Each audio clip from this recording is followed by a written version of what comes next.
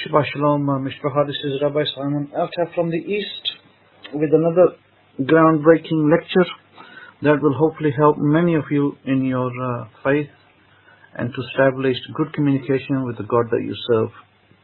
Now, first of all, I wish to convey a very happy New Year to all of you, a Gregorian New Year that is ahead of us in 2020, and a very happy Shabbat, a great Sabbath of rest and refreshment.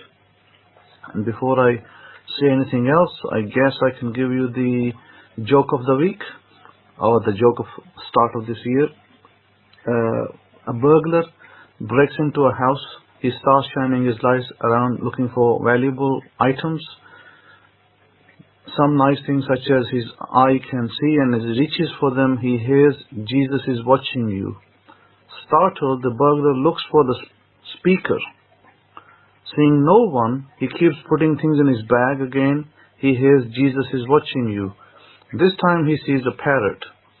"Who are you?" the burglar asks. "Moses," the bird replied. "Who the heck would name a bird Moses?" The man laughed. "I don't know," Moses answered.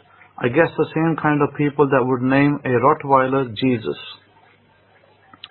So the Parsha being today is going to be Vayigash from the book of Genesis, chapter 44, verses 18 to 47, and so on and so forth. Now, here is the interesting part that I wish to convey to you. The important part is this, that so here where I am presently, it's very difficult to record anything because I get distracted and disturbed too many times over here during the daytime. There's too many people coming, and the door is constantly, being knocked by someone or another, either in the street or in the area, or somebody coming to visit. So it's very difficult to speak and record anything here during the daytime. Absolutely impossible. And then there's local noises as well that make things difficult. So one thing that I do miss for America is that at least I had peace and quiet, where I was, and stuck in my room, and I could be stuck there all day, and I wouldn't have nobody disturb me. So that was a good thing. Here, there is no such thing as that, as not being disturbed. The only time I get peace over here is after 10 o'clock at night. That is when I can record anything here, or write anything without being disturbed, or someone coming to the front door and knocking the door. It could just even be neighbors, asking for something. So this is one of the downsides of living in a very close-knit, extended culture where, anybody can come at your door, and that's the kind of the way the life is over here. It's totally different from the Western world, where your neighbors don't generally disturb you unless they really have something to, something critical to come and ask you or seek from you, which is, I think, is a good thing. So here, I'm getting that a lot over here, and I have to, keep my composure, and I really don't myself prefer this lifestyle of constant distraction. So but anyhow, this is only a temporary for me, because I'll be, this month is the month of January, and at the end of January I'll be making plans to return back to the US and get on with it over there. And after that, when I come, or at least next time I come, I won't be living in the city, right bang smack in the middle. At least I won't have a house bang smack in the middle. I'll have a house somewhere else, which will be a lot more peace and a lot less distraction from people, which is in the plans. So now I had quite a lengthy email from one of our members, Florence, if I may take her name, and she asked some very important questions. So I thought that the best thing to do is to address these questions publicly, because these are the kind of questions that everybody should be asking if they haven't asked. First question was that how is our salvation? Is it by the death and death on the cross and the resurrection of Jesus of Nazareth, or is it something else? I guess the second question was, when you have small children in your family and you want to do things and maybe you want to introduce your children to God. Well, if you pray and something doesn't happen, and then you really don't have an answer to give to your children why your prayers are not answered.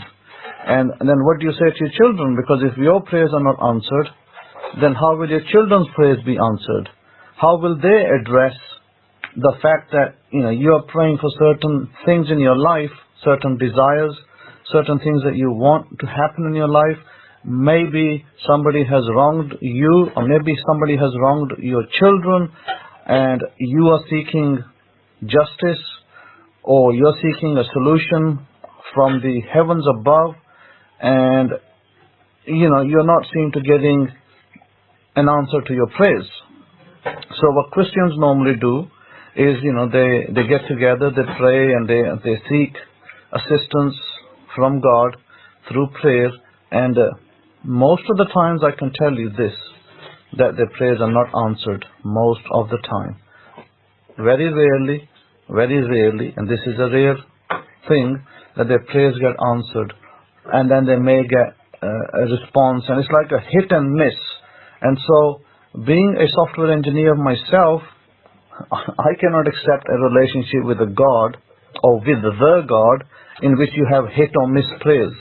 See, there has to be, this is a question that Florence asked, is that I have to have a relationship with God, and I need to know if and why my prayer is stuck. Why is God not allowing certain things? And of course, in the jurisprudence of God, God knows why He's not allowing certain things. But in the jurisprudence of man, we want an answer. We can't just be walking in darkness and saying, well, it didn't happen because God didn't want it. But we need to know why. But all the time we don't have that. Now, this is why I'm going to address this, especially in this situation where you might be dealing with a divorce, you might be dealing with a marriage, or something else. So there are several questions that were asked of me, and I thought it would be appropriate to give the answer publicly. And I will also have a chat with the Florence when I get back in February. First week, at the end of first week, I intend to get back to the US, and then I will address the questions privately as well with her.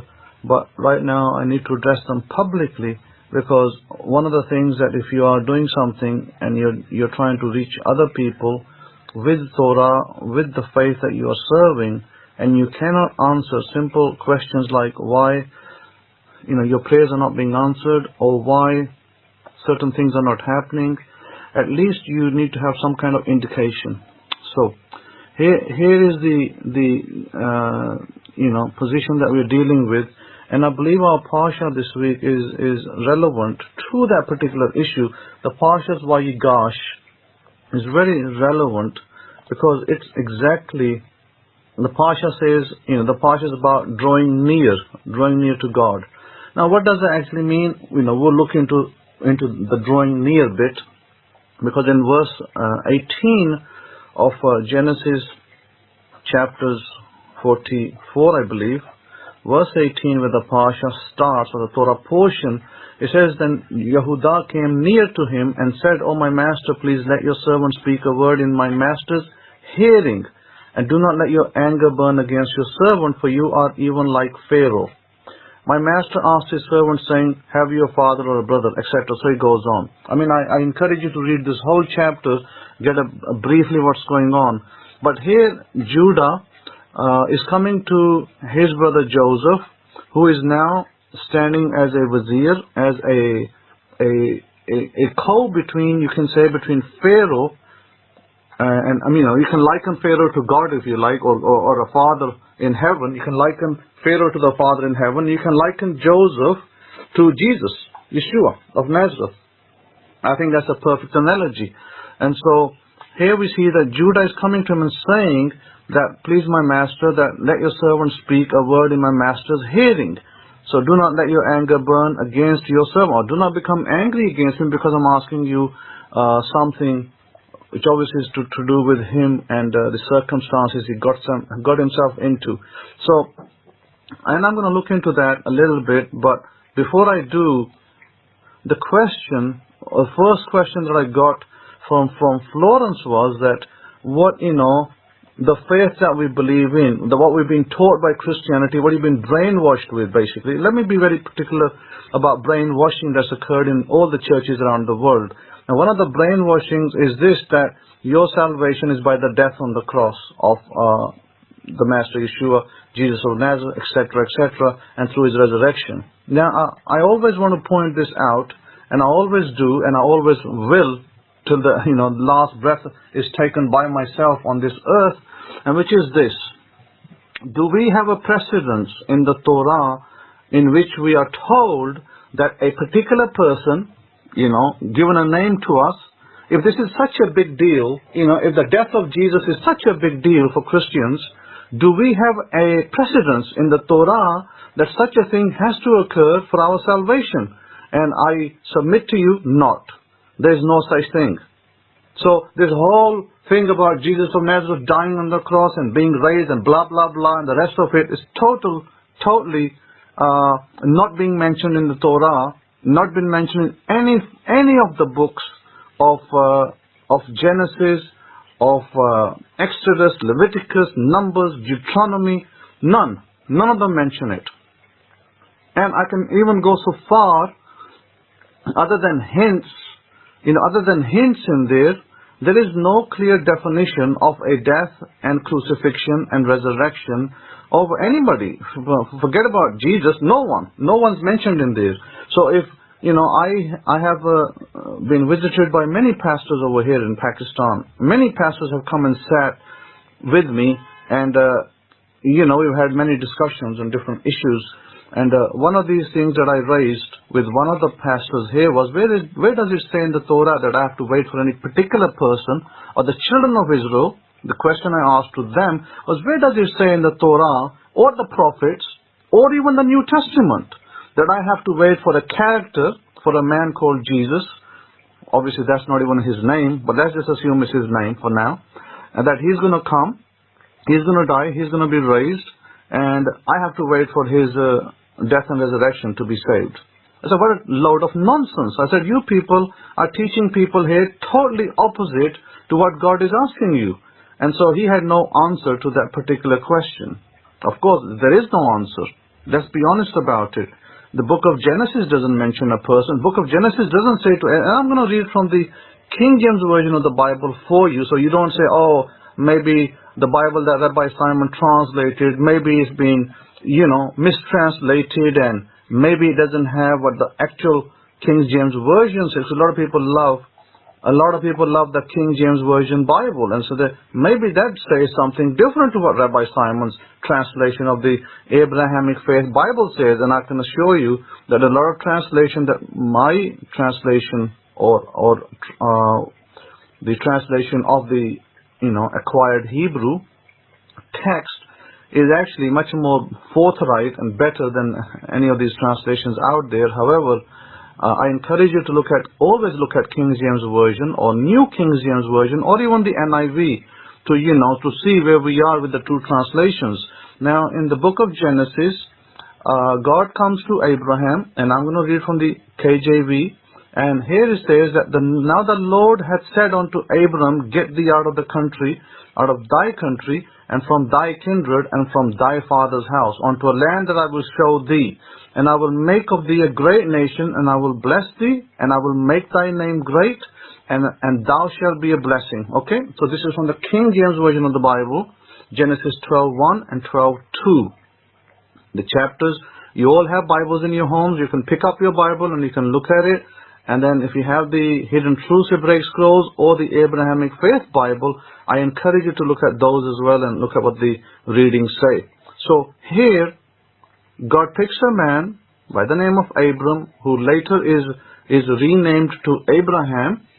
And God says to him that I am going to take you out of your country to another country, from your father's house, from where you were born.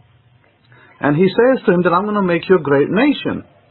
And I'm going to bless you, and your name's going to be great. And you'll be a blessing to everybody. Okay? Very simple. In Genesis 12:3, which most Christians know. Most Christians know this. And I will bless thee, and I will bless them that bless thee, and curse him that curseth thee. And in thee shall all families of the earth be blessed. Okay, so this is a simple translation of the King James Version edition. Or maybe even the NIV is similarly translated. So, and God says that to Abraham that I will use you. If people don't bless your progeny, your children, that I will curse them. If they bless your children, I will bless them. It's very simple. Christians know this world over, especially in America. Christians are hot on this verse. You know, this is a very hot verse. And a lot of Christians know this.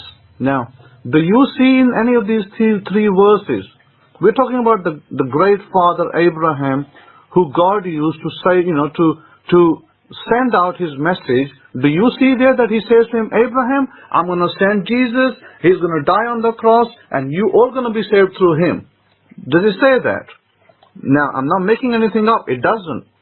And you can read every page of the Bible, and you will not find that. Isn't that sad state of affairs? That Christians have to go to the New Testament, searching for scriptures, you know, a verse here and a verse there, and they have to find their answers in the New Testament. They cannot find their answers in the Torah. That's a shame, really, if you ask me. Which means that those books that they call holy, I personally do not see an eye to eye with Christians in any way, in particular about those books, because they are definitely not at the level of the Torah. Their translations of the Greek, of the Aramaic, even the Hebrew that's been lost to us, and some Hebrew is there, it is not the same. It is not the same. And where it is the same, Christians don't follow it. So, you know, they'll misquote you verses from the New Testament, and they'll try to make out a salvation that doesn't actually exist as such. Now, when you speak to Christian pastors, they're going to misquote you, and they're going to quote you verses from the likes of Book of Acts, Galatians maybe, and maybe some other, you know, the letter of Corinthians. These are letters like 2 Corinthians 5:21. They'll quote you this: For he made him who knew no sin to be sin for us, that we might become the righteousness of God in him. This is first of the verses you might get quoted. Or you might get quoted Acts chapter 16, verses 30 to 31, when we says, Sirs, what must I do to be saved? So they said, Believe on the Lord Jesus Christ, and you will be saved, you and your household. Or in Acts chapter 4, verse 12, Neither is there salvation in any other, for there is none other name under heaven given among men where we must be saved. I guess other than that, we might have John 5:24. Truly, truly, I say to you, whoever hears my word and believes him who sent me has eternal life. He does not come into judgment, but he passed from death to life. These are the kind of verses that you're going to find, that you're going to be thrown at you from the New Testament. Now, they will not be able to give you a single verse from the Torah, from the prophets, in which it actually says in such a way. And these verses, I'm going to look at those so that, you know, today we're going to be absolutely clear that what is salvation and where does it come from. It definitely doesn't come from the New Testament or New Testament pages. I can tell you that right now. So as we are talking, I'm going to go to the book of Corinthians, you know, the chapters I just spoke to you, so that we can see. And again, I think I'll refrain from using the Hidden Truths, Hebraic Scrolls, or the Abrahamic-Faith Bible. I will use the King James Version, so that way, you know, there's no, you know, people don't say, oh, there's a bias, or maybe Rabbi Simon deliberately translated his translation differently to, you know, throw more, you know, actually, the reason why I translated was this very reason, to remove obscurity from where really salvation lies. You know, does it lie in a man, or does it lie in the God of Israel? Where does salvation lie? And I think it's very important that we look at that. And before I look at that, I want to take you to 2 Corinthians 5:21, which is the first verse that I quoted to you and I believe that it's important that I open it up in my translation and the King James Version translation as well, so that we can have a peer through it. Now, give me a moment, and I'm going to have to go back and forth, referencing these verses and showing you the deception that is prevalent out there into confusion of the nations of where salvation actually comes from. So I'm going to have to go to 2 Corinthians, and I believe it was 2 Corinthians chapters 5, I believe, and I will speak it out to you. Chapter 5, verse 21. And I read out to you the King James Version before. It says, "For he has made him to be a sin for us who knew no sin, that we might be made the righteousness of Yahweh in him." Now before that, let's find the context of this verse.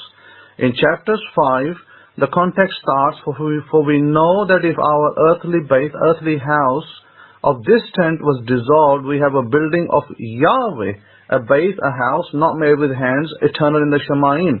So the discussion of Corinthians, 2 Corinthians chapter 5 starts with what kind of house, we're talking about. We're talking about a building of God. There's no man over here is mentioned. When this says, "For in this we groan earnestly, desiring to be clothed upon with our house, which is from heaven. If so be that being clothed we shall not be found naked." So look what Paul is drawing out, that in order to be clothed with righteousness, you have to have the building of God in your hand, in your mind, in your thinking, in your persona. No mention here of any human, any man that was born through a woman. And then he is drawing an analogy in 2 Corinthians, which is a simple letter. It is not holy writ, by the way. It's just a letter. Nothing special about a letter. It's a letter like I could write a letter, you could write a letter. It's just a letter by a man. There's no stamp on it that says it's holy. So we're not going to put a holy stamp on it either. We're going to just see it as a letter, and it says that, it draws an analogy of salvation, and it goes through, and it comes up to where we read it, where in fact verse 21, and we're going to, reach that verse. In order to reach that verse,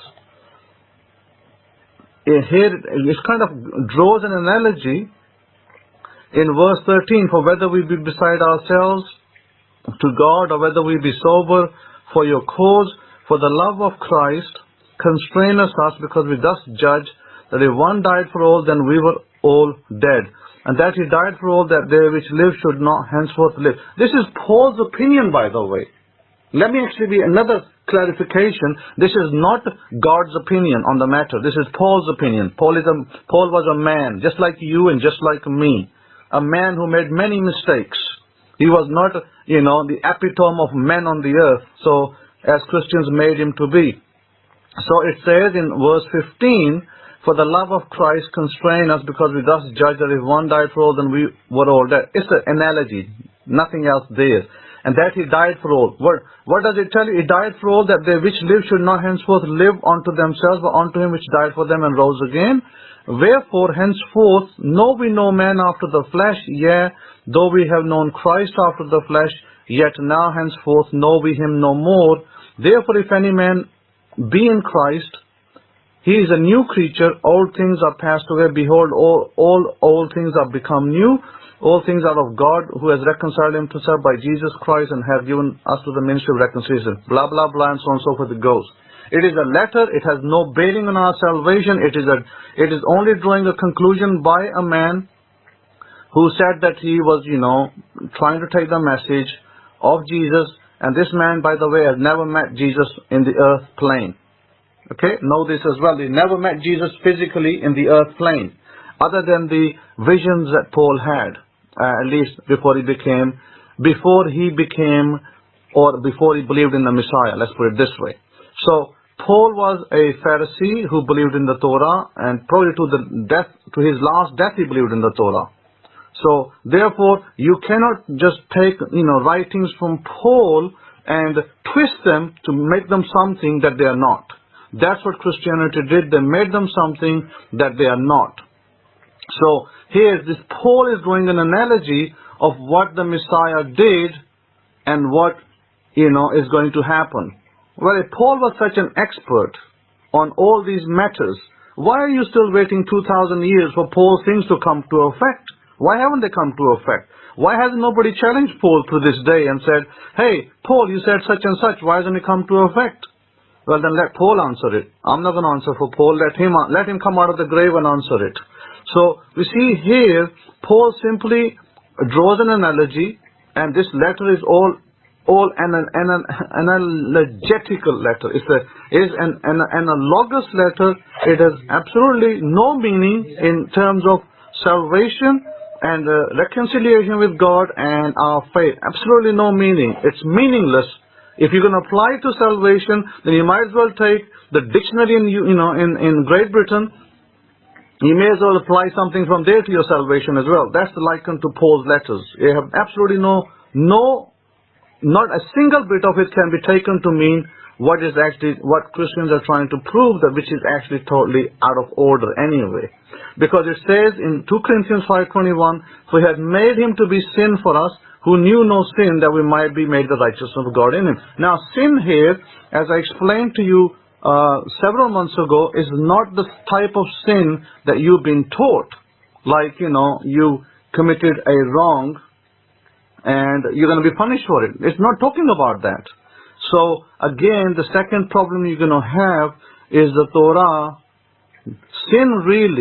Sin, typologically speaking, philosophically speaking, sin is something where you are desiring to get something and you did not. In other words, Torah is the hitting of the goal. Torah is hitting of the goal. Sin is not hitting the goal. Do you see what I mean? Now, if you start applying sin another way, then you're going to start saying, oh, that person, did such and such wrong and he's a sinner. See, people are misapplying terms, and so what they do is by misapplying terms, they make people to be unbelievers and believers and whatever else you want to make them. So that is my point. My point is that Paul's letters can only be taken as letters and opinions of Paul and left as opinion of Paul. And they cannot be used to make new doctrines, doctrines of salvation, doctrines of blood, and whatever else. Because if you do that, you are not only guilty of, which the Christian church is. The Christian church is guilty of making God into something that God is not. So I will never do that as a Kohen. I will never do that, because I will take my theology or my perspective will always come from the Torah. Now, I've taken you back to Abraham for that very reason. Why isn't Abraham told that? If this is such an important doctrine, if this is going to change the whole world. By the way, I sit in Pakistan today, it's an Islamic nation, and they don't give two damns about this, Paul. They don't care about who Paul is, they follow Muhammad. So if this was such an important doctrine, then how come this wasn't mentioned in the book of Genesis? If the death of a man and the resurrection of a man was so crucial to everybody's salvation, surely it should have been mentioned in the Torah. There's 5 books, lots of verses, no mention of it. Should be mentioned in the prophets, no mention of it. Maybe the Messiah himself should mention it. Maybe he should say, hey, I'm going to die and you're going to be saved. Guess what? None whatsoever. No mention of it by him either. So are you going to tell me that if a man's going to do something that's going to change everybody's life, yet there's no mention of it, where it should be? And the answer is that because this is a deception that Christians live in. And we will look into that further. So let's hear what Jesus of Nazareth said in the book of Luke, in the chapter 9. It says in verse 20, he said unto them, but whom say ye that I am? Peter answering said, the Christ of God, or in other words, the Messiah of God. And he straightly chid them and commanded them to tell no man that thing. First of all, one has to ask the question, if that's such an important matter that the whole world salvation rests on it, including Israel, of course, which is not the case, then why did he tell his disciples not to tell anybody? Whereas Christians are knocking on doors telling everybody. You see what I mean? They don't even follow what Jesus said. They're so disobedient in the nations. So he says to them, he says to Peter, who do you say I am? He asked him a question, and Peter said, the Messiah of God. Okay, what does the Messiah of God mean? He didn't say God, he didn't say God-man, he didn't say God born into the human body, or he didn't even say God born into the human body to die for our sins. Do you see what I mean? How the things got twisted? So Peter simply said the Messiah of God. The Messiah of God means the man who will be sent by God, who will remove Roman persecution from us, who will free our land, who will give our land back to us, and we will reign in this land. We will, restore our temple, and we will be able to worship God. That's basically what Messiah of God means. It means nothing more than that. And what does Luke 9:21 says? And he charged them, he strictly charged them and said that tell no man this thing. In other words, that if he was going to tell everybody, if Kefa is going to start telling everybody, hey, he's a Messiah of God, he's a Messiah of God, this is the man, this is the man, what will happen? There will be a fervent fever in Israel. Everybody will be expecting the Messiah to remove the Roman government and restore Israel back to its previous glory, which was not going to happen. So he charges his disciple, Peter, do not tell anybody. You see what I mean? You see how Christians have been lied to and cheated and deceived, yet they continue in their deception. So then he says, in Luke chapter 9 verse 22, it says, the Son of Man must suffer many things, and be rejected of the elders and chief priests and scribes, and be slain, and be raised the third day. And he said to them, if any man will come after me, let him deny himself and take up his cross daily and follow me. Now I want to emphasize on the word cross here, because this word wasn't the term cross in the earlier translations. This is critical and crucial to understand that the word here in Luke chapter 9:23, which has been translated cross, has been deliberately translated cross after the 4th century, by the way. It wasn't translated as cross. The word in the Greek language is stavros, and stavros does not mean a cross. So let me make that point clear. And this is where, when you go to read the Hidden Truths Hebraic Scrolls commentary or the Abrahamic-Faith Bible's translation of Luke, you're going to find these things become apparent to you, that you have been lied to about many things, and then you need to re-examine them.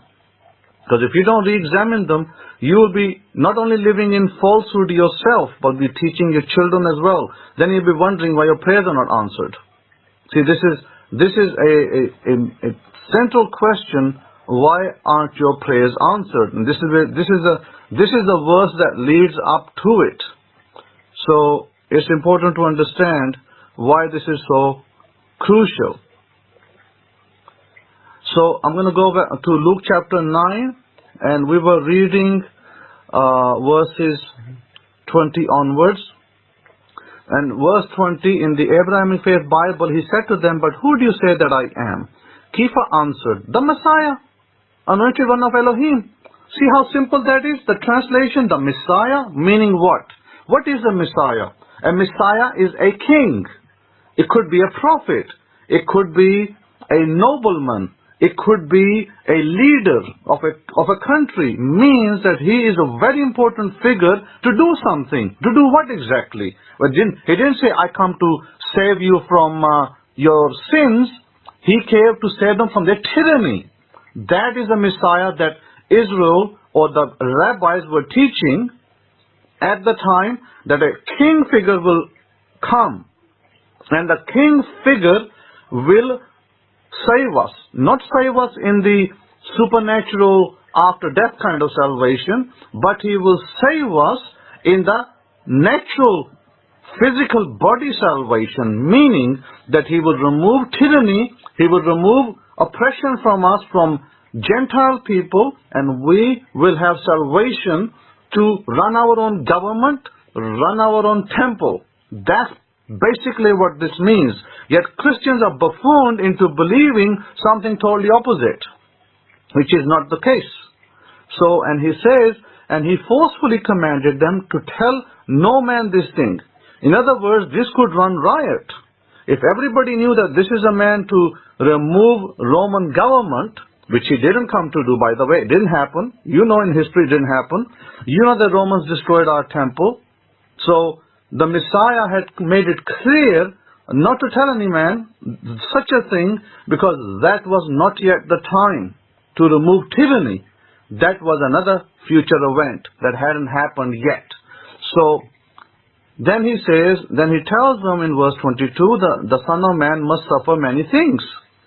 And then he goes on to say, and I quote verses 22 onwards, saying the Son of Man must suffer many things and be rejected of the elders and chief Kohanim and experts in the Torah, and die and be raised the third day. And he said to them all, if any man will come after me, let him deny himself and take up his execution stakes daily and follow me. Let me explain to you what the execution stake, which is translated into the word cross, which, as I told you, did not appear in Bible translations till after the 4th century. What does execution stake mean over here? It means that the Romans could hang you up any time for believing in the Torah. That's actually what it means. Let me say it again, if you didn't hear me slowly. It means, execution stake means a Roman government could label any charges onto you, could call you a freedom fighter, could call you a instigator of trouble, and would hang you up on a piece of wood, which technically is your execution stake.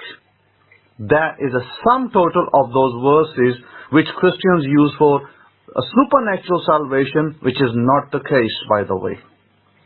So I rest my case for the book of Luke at least, to show you how people have been lied to and cheated for something that is not the case.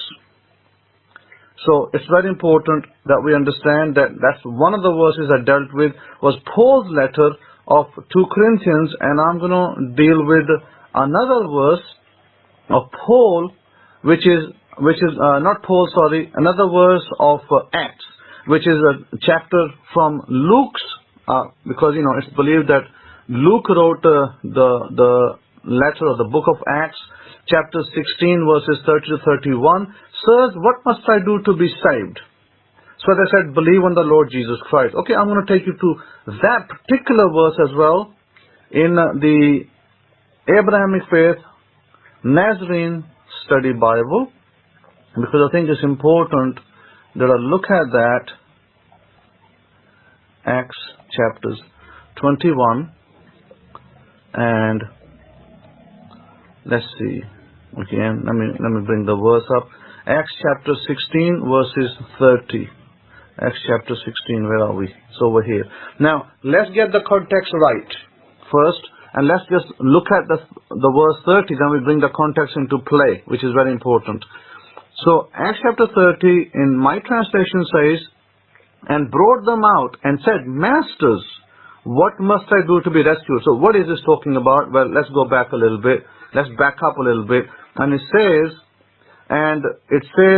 verse 16, and this did many days, but Paulos, being grieved, turned and said to the Ruach, by the way, the unclean spirit here, I command you in the name of Yehoshua, the Messiah, to come out of her, and it came out the same hour. And when her masters saw that the expectation of them making money was gone, they seized Paulus and Silas and brought them into the marketplace to the rulers, and brought them to the magistrates, saying, these men, being Yahudim, Jews, greatly trouble our city, and teach customs which are not lawful for us to receive, neither to observe, being Romans. So what was happening over here? These were magicians over here. They were casting out evil spirits. And so Paul came and he removed the evil spirit with his fellows there, Silas, and they didn't like that. And so of course they brought them to the magistrates as, we are Romans, or these are the provinces of the Romans, and Paul is doing these things that are not preferred by us. Verse 22, and the multitude rose up together against them, and the magistrates ripped their clothes off and commanded them to be beaten. And when they had laid many stripes upon them, they put them into prison, charging the jailer to guard them safely, who having received such a charge, thrust them into the inner prison and made their feet fast in the stocks. In other words, Paul now was put into prison for charges that he was, doing things which were against the law of that land. Who having received such a charge, thrust them into the prison. Okay, and verse 25, and at midnight, Paulus and Silas petitioned and sang praises to Elohim, and the prisoners heard them, and suddenly there was a great earthquake, so that the foundations of the prisons were shaken, and immediately all the doors were opened, and everyone's bonds were loosed. And the keeper of the prison, awaking out of his sleep, and seeing the prison doors open, he took out his sword and would have killed himself, supposing that the prisoners had been fled.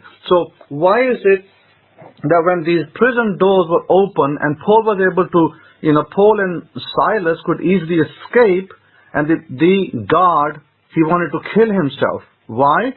Because he knew that any prisoner that escaped, and the Romans found out, it would be certain death.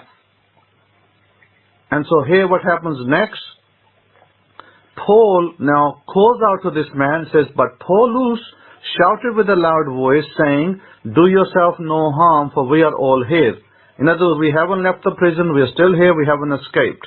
Then he called for a light and sprang in, and came trembling and fell down before Paulus and Silas, and brought them out and said, Masters, what must I do to be rescued?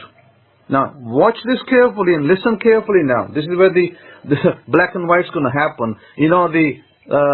What the Christians do, is the shifting of the hand. Oh, look, you're saved by this name. No, it's not the case.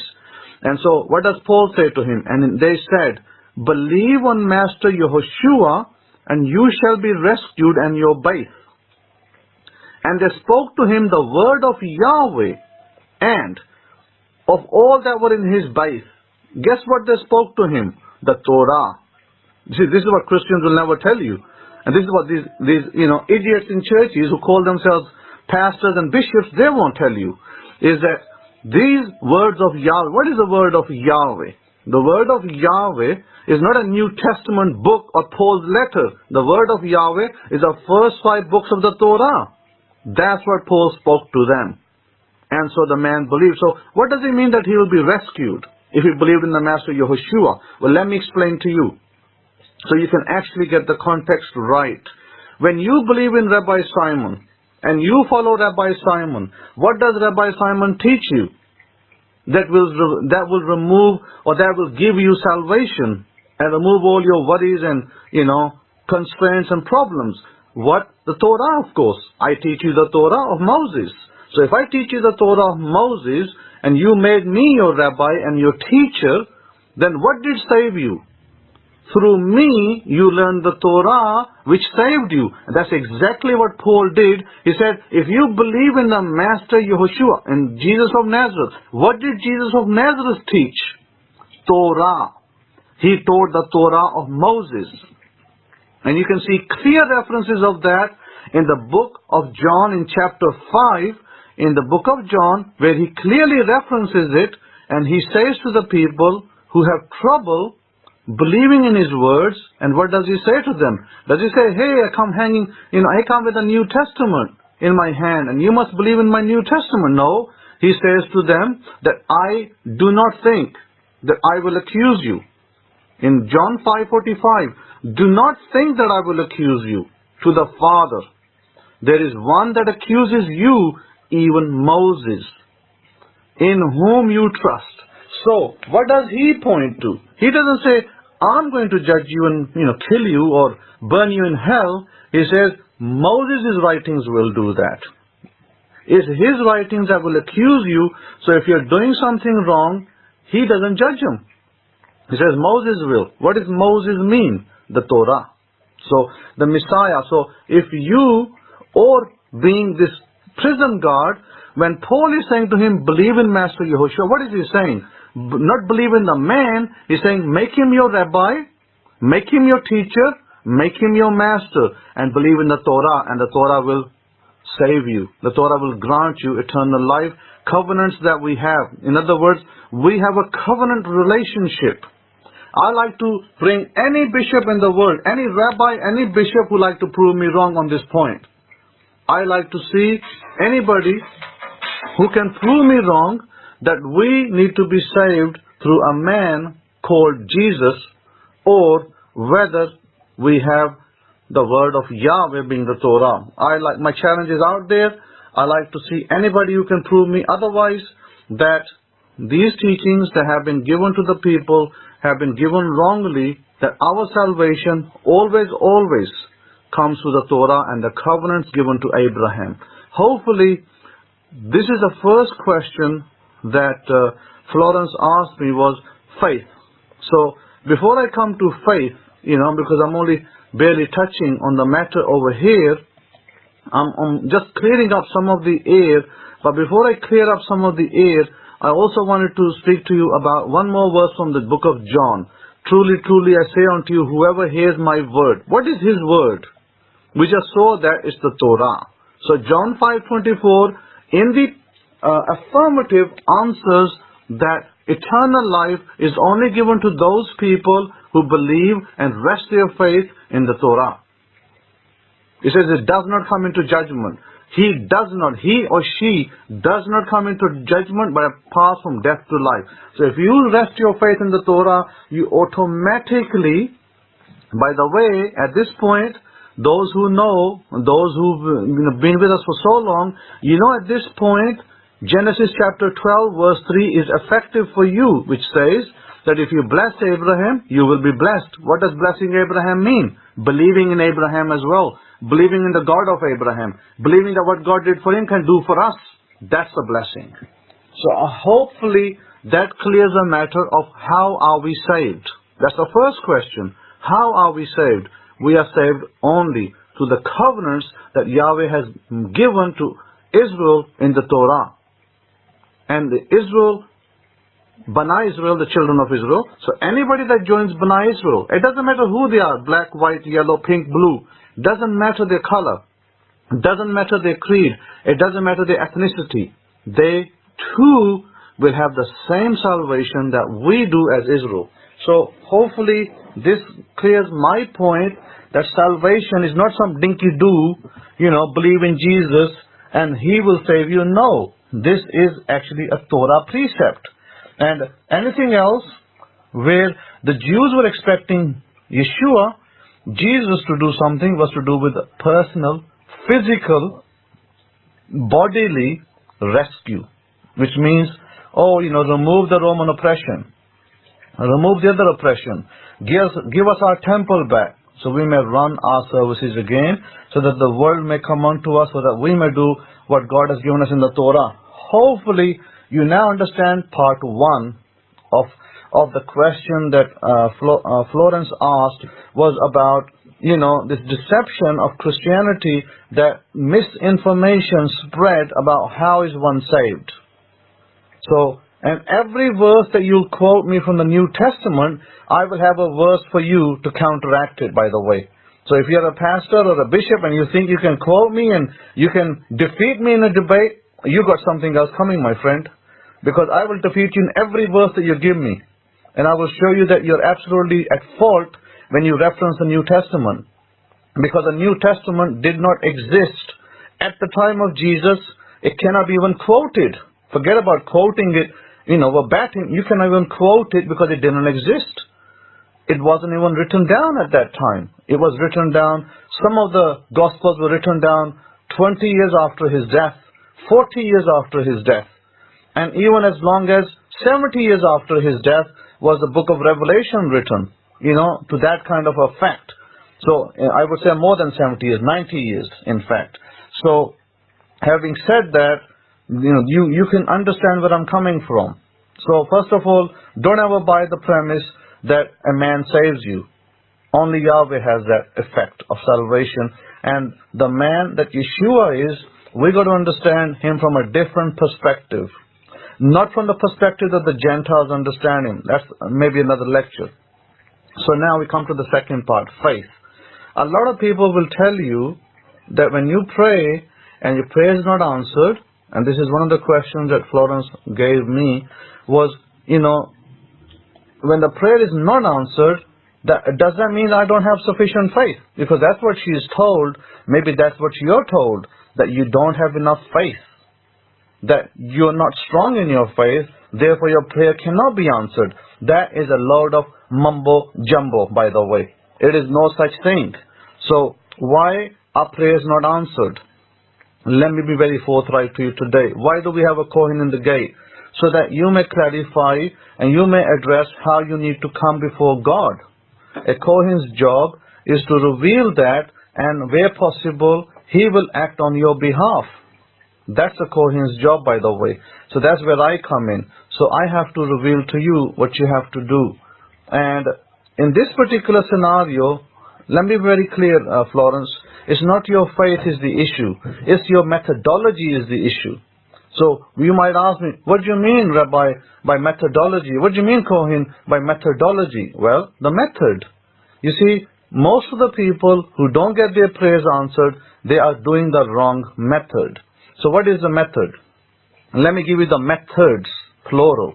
First, when you want something, let me ask you something. If you want to buy a house, what do you do? When you want to buy a house, you go, you search the papers, or maybe you go online, or maybe you go visit a broker or a real estate agent, and you say, I want to buy a house in the city. So he says, yes, I have all these properties. Let me show you property A, property B, property C. And what kind of price range are you looking for? He might say, what kind of price range? And are you qualified for a loan? Are you already qualified, or do you need to borrow money? Can I give you a bank reference? Can I give you a bank person who can approve you? And so on and so forth. So he gives you a lot of options on the table before you even purchase a house. So he says, well, first, if your loan is approved, then I can immediately look for a house within the price of your loan approval. I mean, if you got a $200,000 loan approval, let me look for a $200,000 home. Right? That's what he does, a broker. So he starts to, write. He says, what's your name? What's your address? What's your telephone number? What's your email address? So he goes through this whole rigmarole process to write everything down. So before he even gives you property, and he says, or maybe he might say to you, if you're already qualified for a loan, I don't have any properties right now within within what you're looking for. Let me get back to you. And let me get back to you and write to you or phone you, and as soon as the property comes, and we'll get going. What does that mean? There's a process of prayer. What is the process of prayer? The process is to write things down. How many times have I said to people to script your desires? What does that mean? Well, if I want to buy a house, and yes, I can look on the internet, yes, I can go and look on the street, yes, I can take a picture of it from the internet or from the street, from my camera, phone camera, and I can stick it on my vision board, or I can stick it in my journal, and I can say, I want to have this house at such and such street. So what do? I script it. Did I not teach you to script things? Are you scripting it? Probably not. I can guarantee you that you're not scripting it. Those of you who are not getting your things are not scripting your prayers, because you are asking for things, but you're not following the methods. When you don't follow the methods, things do not turn. Okay, so simple example of a house.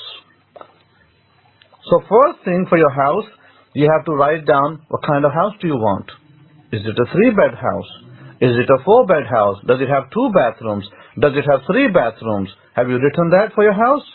And the answer is yes. Then do you write it every day? Do you speak it every day? That's the way you're going to materialize it in the earth. So what do? You write it every day. Whatever problems you have. Your kid is not able to go to a particular school. What do? Write it down. Write it down that my kid is going to such and such school in the present tense or in the past tense. So what do? You say that my child, such and such, let's say that your child's name is Peter. Peter is, I am glad. You can say, I am happy and grateful. Or you can say, I am so grateful that my so-and-so son or daughter is going to such and such school, and he's very happy. See, you put it in the present tense, and then you can visualize on it. Now you can visualize seeing that child going to school. So have you done that? Have you done that bit? That is part of the prayer, by the way. That is what Jesus of Nazareth taught. He said, believe that you have already received it. When you pray, he said, when you pray, believe that you already received it. Meaning that in your imagination, the awareness is God. He's saying, bring it to your awareness. See it in your awareness. So if you're looking for a house, see yourself living in the house. See yourself seated on your sofa in the house, on your couch. And see yourself, a friend coming in and congratulating you and you receiving the congratulations. By the way, this is not a one-time event. Maybe a lot of you have been making mistakes, thinking it's a one-time event. No, you have to saturate your mind. You have to see it 4, 5, 6, 10, 15 times in one session. So you're going to repeat like a movie. It's going to be like a movie. Repeat in your head. You know, you're sitting there and somebody congratulates you. 1, take 1. Take 2. To take 15. Maybe take 16 even. Until you're satisfied that you have seen this vision clearly. So, Florence, for you, I will encourage you such a thing as this. See your grandson going to school, that very school you desire. And if you want to see your grandson go to a particular school, see him going to that school.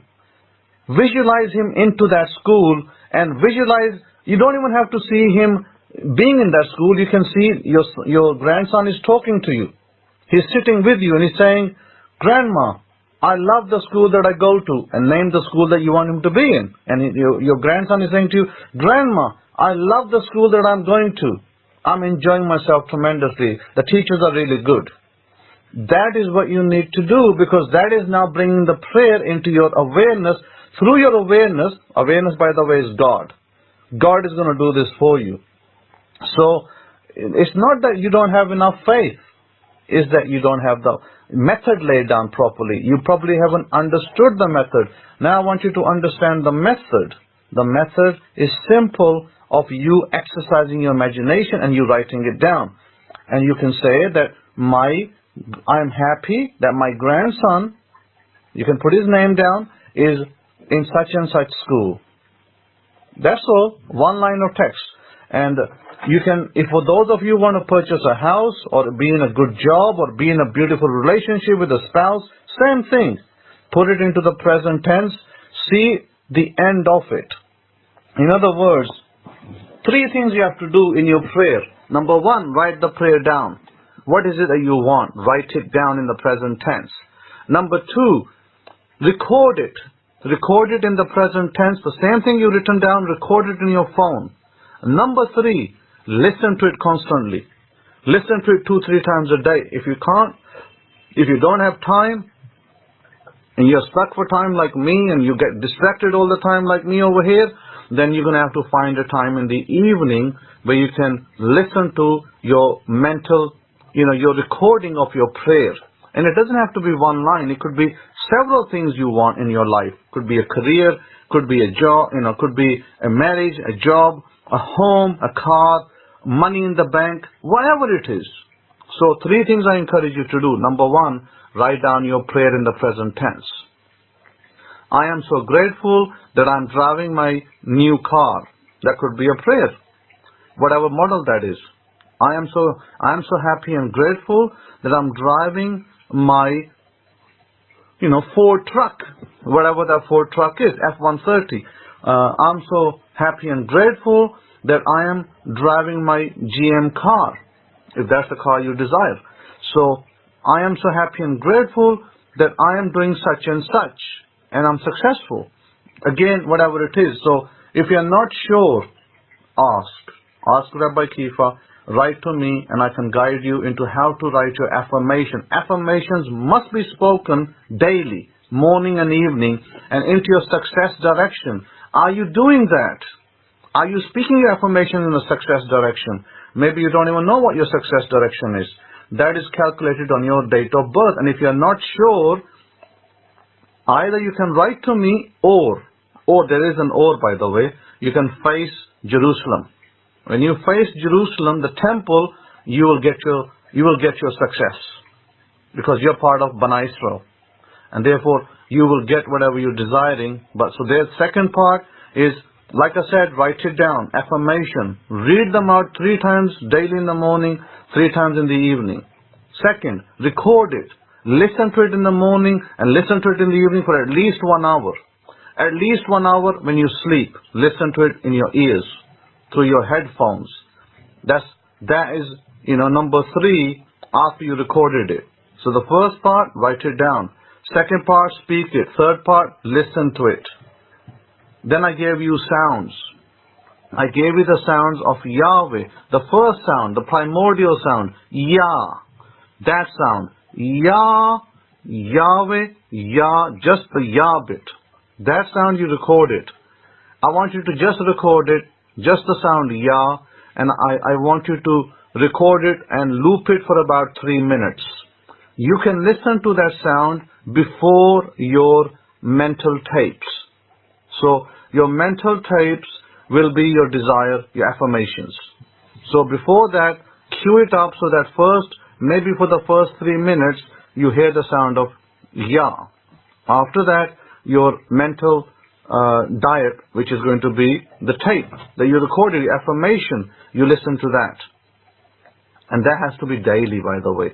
And you must visualize, and you must see in your visualization, not one time, but at least retake that visualization step 15 to 20 times until it saturates your subconscious mind. And so where is Jesus in yourselves? He is within you, inside. So he's in your subconscious. That is the connection to eternity, by the way, where there's no time. So time and logic are blocks. They need to be removed. You need to be, completely remove them from your thinking that there's a time and there is a logic. Forget about logic and forget about time. So also there is revision. I wanted to speak more about revision, but I'm not going to do it today. But I'm going to speak, maybe next week we'll discuss revision. But right now, what is important to understand is I want you to remember 3 things. Write down your affirmation in the present tense and then visualize from the end. What is the end? When a kid goes to school, the end is when he's sitting at home and talking about school. That is the end. The end is not him in the class. That is in the middle. So if you want to see your kid in a particular school, visualize the end where you're talking to your child, him telling you how wonderful school is. That is where your prayer is stuck. The reason why it's not coming to you is because you're not practicing it correctly. Nothing to do with your faith. It's everything to do with your methodology. Get your methods right and everything will be true for you. Now, what about the fact that you said if something is not occurring, then maybe God should tell you, yes, that, but what about the fact that your methods are wrong? First, correct your methods. When you correct your methods, there is no reason why you cannot meet your request. There's absolutely no reason that God will reject you. There's really no reason. Everything you ask for will be given. Everything you ask for will be given. Let me say it again. Everything you will be asking for will be given, good or bad. But you need to believe and write down the method, do the methods. And you might say, well, Hakohin, what about a premonition? What about me, getting some kind of feedback from God? Yep, you can have a feedback from God, of course. But maybe your senses are not very clear, which is not a fault of your own. It's in the modern world where we live. We have so many, distractions in our life. TV, Wi-Fi, and all sorts of other radio wave distractions, which can affect our mind. So try to make yourself clear. We spoke about the kind of stones you need to have in your home so that we can allay certain energies, certain waves that are in your home so that they don't interfere with your mind. So you need to look into that. Go back into my past lectures and look into that, what you are missing. There might be missing items. So, for instance, how do you receive feedback? Here is what I would encourage you to do. Take turmeric powder, ordinary turmeric yellow powder. You mix it as a little paste, and you put it on your between your eyebrows. In fact, you can put it on all your forehead. and leave it there for about 10 minutes and wash it off. What that will do, it will clarify, it will clear your mind. It will clear your third eye chakra. And it will make things right for you, because that's where you're going to find that things are stuck. So third eye chakra is where you're going to need to do some work with turmeric. Turmeric will help to clear it, focus it, sharpen it. So just take turmeric powder, put it on your forehead, between your eyebrows and the forehead for about 5 minutes. No more than, it'll dry up like powder. You can then wash it with warm water. And I know it's going to look yellow. It is going to look yellow. So if you want to do that, do it at night. So that in the daytime you don't carry the yellow forehead outside or the orange forehead. So do that daily for at least maybe a week, so that, I would encourage about 14 days. If you're over 50, do it for 21 days. If you're under 50, do it for 14 days.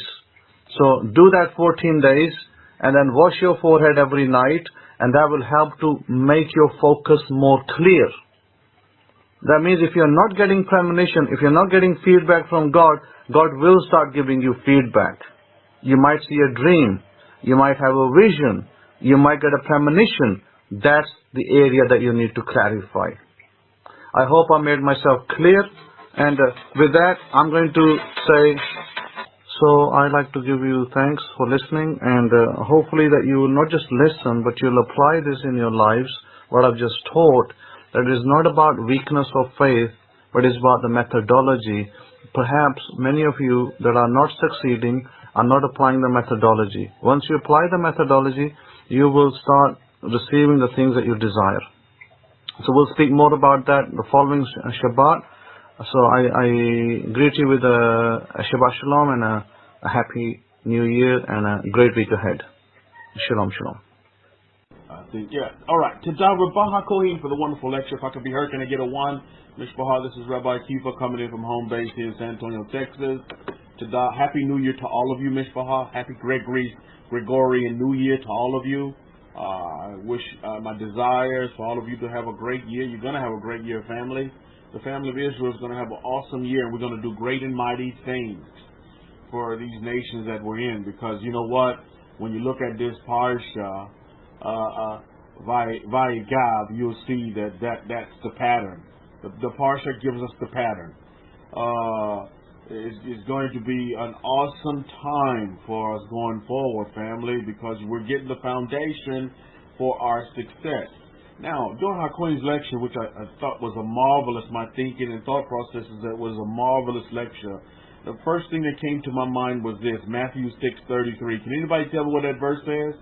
Matthew chapter 6, verse 33. Matthew chapter 6, verse 33. That just came to my mind. We had talked about it a little bit last Shabbat, but that was one of the first things that came to my mind. Anybody want to text in that verse real quick? Look it up and take. We talked about it last Shabbat. It should be fresh in your memory. This is one of those ones I told you about that I always had memorized as a Christian. I'll discuss and talk about religion in a minute. Just open it up to you, just like Kohen did to you as well. Kind of gave you a breakdown and the synopsis of what religion done to you. Now, for those of you who are in this room right now, I want you to put up a capital R if you come out of religion. Put up a capital R if you came out of any kind of religion. Just a capital R. Religion. Come out of religion, just put up a capital R. So, I know that Hakohen's lecture resonated with you if you come out of religion. And truly, what I would encourage you to do is have a spirit of gratitude and thanks. Because what you see and what you were told in Hakohen's lecture can be amplified and can be multiplied and magnified millions of times over of folks that are just missing their mark because. And what did I write down here? Let me see what I wrote down here. I wrote down this during the lecture. This came to my mind. They're missing the mark because religion binds and it blinds. Religion is no salvation, but it's a sham. You go into religion for salvation, but at the end of the day, it's just a sham. And religion, all it does is it binds and it blinds you. It binds you from truly being that being of the human being that you're supposed to be. And it blinds you as it leads you throughout the whole of your life down what? A path that's totally opposite of the creator of all things at the end of the day. Now, all of you being, let's just say, experimental objects to religion, you all can probably empathize and sympathize with exactly what I'm saying. Because this is why I'm telling you that we all need to give the gratitude and have an attitude of gratitude this day is because why? It's because now you're out of that and you can see things for what they are. So when you look at Matthew chapter 6 verse 33 where it says seek ye first the kingdom of God, all of Hakoin's lecture was just about that. The proper way to seek the kingdom. If you seek the kingdom first, aspirations is guess what? Seeking the kingdom. Scripting is guess what? Seeking the kingdom. Do you get it? But in religion, they don't tell you this. I didn't learn this in religion. How to seek the kingdom properly. How many of you agree with me? You know exactly what I'm talking about. You're like, Rabbi Kefa, you're like spot on. Because in religion all it did was bind me. And it blinded me for so many years. Thank God that I had the wherewithal to come out of that.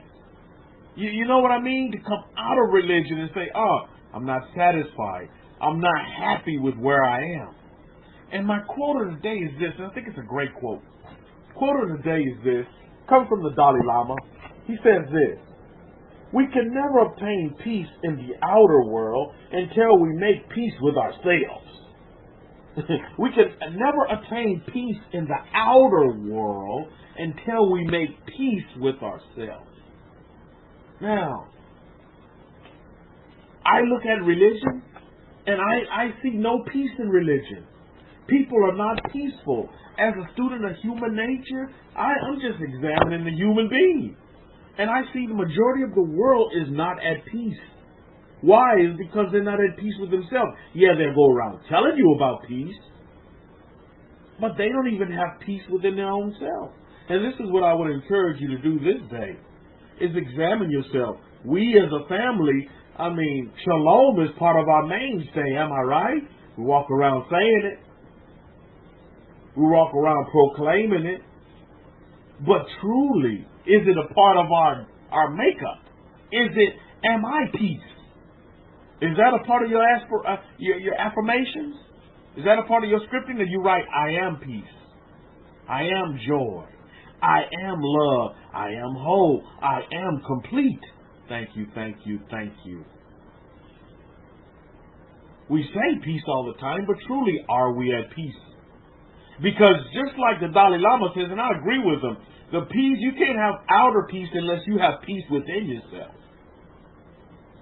Peace comes from within. Seek ye first the kingdom of God. And see, and then all these other things that you want will be added unto you. But what does Christianity tell you? Christianity tells you, oh, you must be the suffering servant. It's better that you suffer for God. That's so much better. You see, you suffering for God is going to give you a better place in the kingdom of the Most High, or what they call the kingdom of God, or what they call heaven. Oh, the more suffering, the better. Is that not a bunch of hogwash? How many of you had that mindset at one time? Oh wow, I'm suffering a lot, so that's good. That means God is with me. You know what I mean? All this suffering. It's like, oh yes, I'm truly connected to heaven because I'm suffering just like Jesus suffered. I must suffer. My goodness. That's a bunch of hogwash, pig water. Don't drink it. The Master Yeshua said, I want you to have a life and have that life more abundantly. He didn't say anything about suffering and being just totally, diseased and malnutrition and to starve yourself to death. All under the umbrella of serving God. That's a bunch of pig water. Don't drink from that. This is what I mean by how religion will bind you and it will blind you. So what we do this day, we give thanks. We're thankful that we've come out of religion. I know I am. I'm truly thankful that I've come out of religion, but at the same time, I'm thankful for the experience of religion. Because it makes me appreciate the laws of Moses even that much more better. And you can couple Judaism right in there with the religion camp as well. You see? Luxury Class says, I'm not thinking to be a Moor. Indeed. Indeed. But that's what Christianity would tell you. Listen, if they come up to me and tell me this, listen, Kefa, if you don't convert into Islam, we're going to kill you and slaughter your whole family. Matter of fact, we're going to slaughter your whole family in front of you, and then we're going to kill you last. So you can feel the pain. So you can see how powerful your God is, or you have the option of conversion. Conversion, Alex, for 1,000. That's what I'm going to do. I'm going to convert. I'm not going to say, oh, the God of Israel is going to honor me because I'm killing myself for the Torah. No, Torah at the end of the day is all about life. But again, just like our Queen said in his lecture and taught us and instructed us in his lecture, many folks are being hoodwinked and bamboozled by what? Misteaching. Being mistaught. Yes, they have taken our history and made it a religion. They have taken a New Testament, which is, all the New Testament is what? Is Jewish history. And they've taken history and made it into a religion. You see, that's just, I didn't think about it. They've taken the history of the Jews and made it into a religion. And let's just say, put it this way, they've taken the latter history of the Jews and made it into a religion. See, they didn't go back to the beginning. If they would have back to the beginning, to the beginning books, and made that into a religion, they'd have been a lot better off. Because I can tell you right now, I know I have a lot of Catholic friends. I have a lot of Christian friends, and you know what? Right now they're not at peace with themselves. Yet they say they serve God, the living God. Yet they're not at peace with themselves. Anybody know people in their camp that's like that as well? That literally don't have peace. They don't have it. And you're like, well, wow. Why would you serve a God that's not going to give you peace? Well, what's missing with your God? And what they need to realize is not the problem is not with God. The problem is with ourselves, because the verse says in Matthew 6:33 that if you seek first the kingdom, all these other things will be added unto you. So it's the proper seeking first of the kingdom. Correct? That's what our Koi's lecture was all about, if I could sum it up in a nutshell. It was about seek first the kingdom, but that kingdom must be sought out properly. I spent many years as a Catholic. Altar boy, catechism, all that. Spent many years as a Christian, passing out tracts and all that other stuff, participating in the church and doing church works. But never at a time did I have peace with myself. I thought I was just chalking up good deeds. Oh, I'm doing these good deeds, it's going to give me a better standing when I stand before the God. You see? But never really seeking first the kingdom properly the right way. Maybe if I was presented this back in the day, I never would have really understood it. Maybe I would have rejected it. But I'm not here to Monday morning quarterback the situation. But what I am here to do is to give thanks that, I have, and I'm on the path, and I am on the path to seeking first the kingdom of God. Thus, all these other things that I desire for my life will be added unto me. You see, too many times we want to put the blame on God. See, if you notice, that's what religion does. Religion will put the blame on God. Think about that for a minute.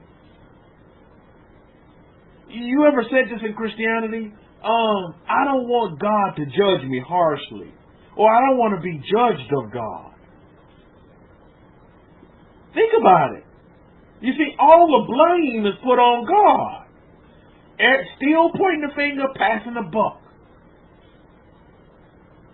When you don't realize And I'm so thankful that I realize that the buck stops with me. God wants me to be whatever I want to be. I just want to obey God's will. Well, God is like, I don't have no will for you. My will for you is for what you will for yourself. Think about it for a minute. But again, when you blinded and binded by religion, everybody else is the problem and not yourself. Religion will tell you you got to suffer for yourself. You got to suffer for salvation. And that's a bunch of pig water. Default settings for me is peace, love, joy, and happiness. And an extra dose of love. And that's where I reside. Yes, will I have ups and downs in life? I sure will. But I can always fall back on my default settings. And that's the beauty of it. Seeking first the kingdom. That's firstly. And this is why people have so many questions. People phone into us all the time. And just like Cody said, you know what the problem is? Maybe people come up to you and inquire of you because you're wise and you have wisdom beyond your years. And they feel like they can come and confide in you. And that's a beautiful thing. Don't reject these kind of people when they come to you. Embrace them. Tell them on their level, yeah, are you seeking the kingdom first the proper way? The kingdom of God. Well, I want God to hear me. Well, I want my prayers answered. All those things will be added unto you when you first seek the kingdom of God properly.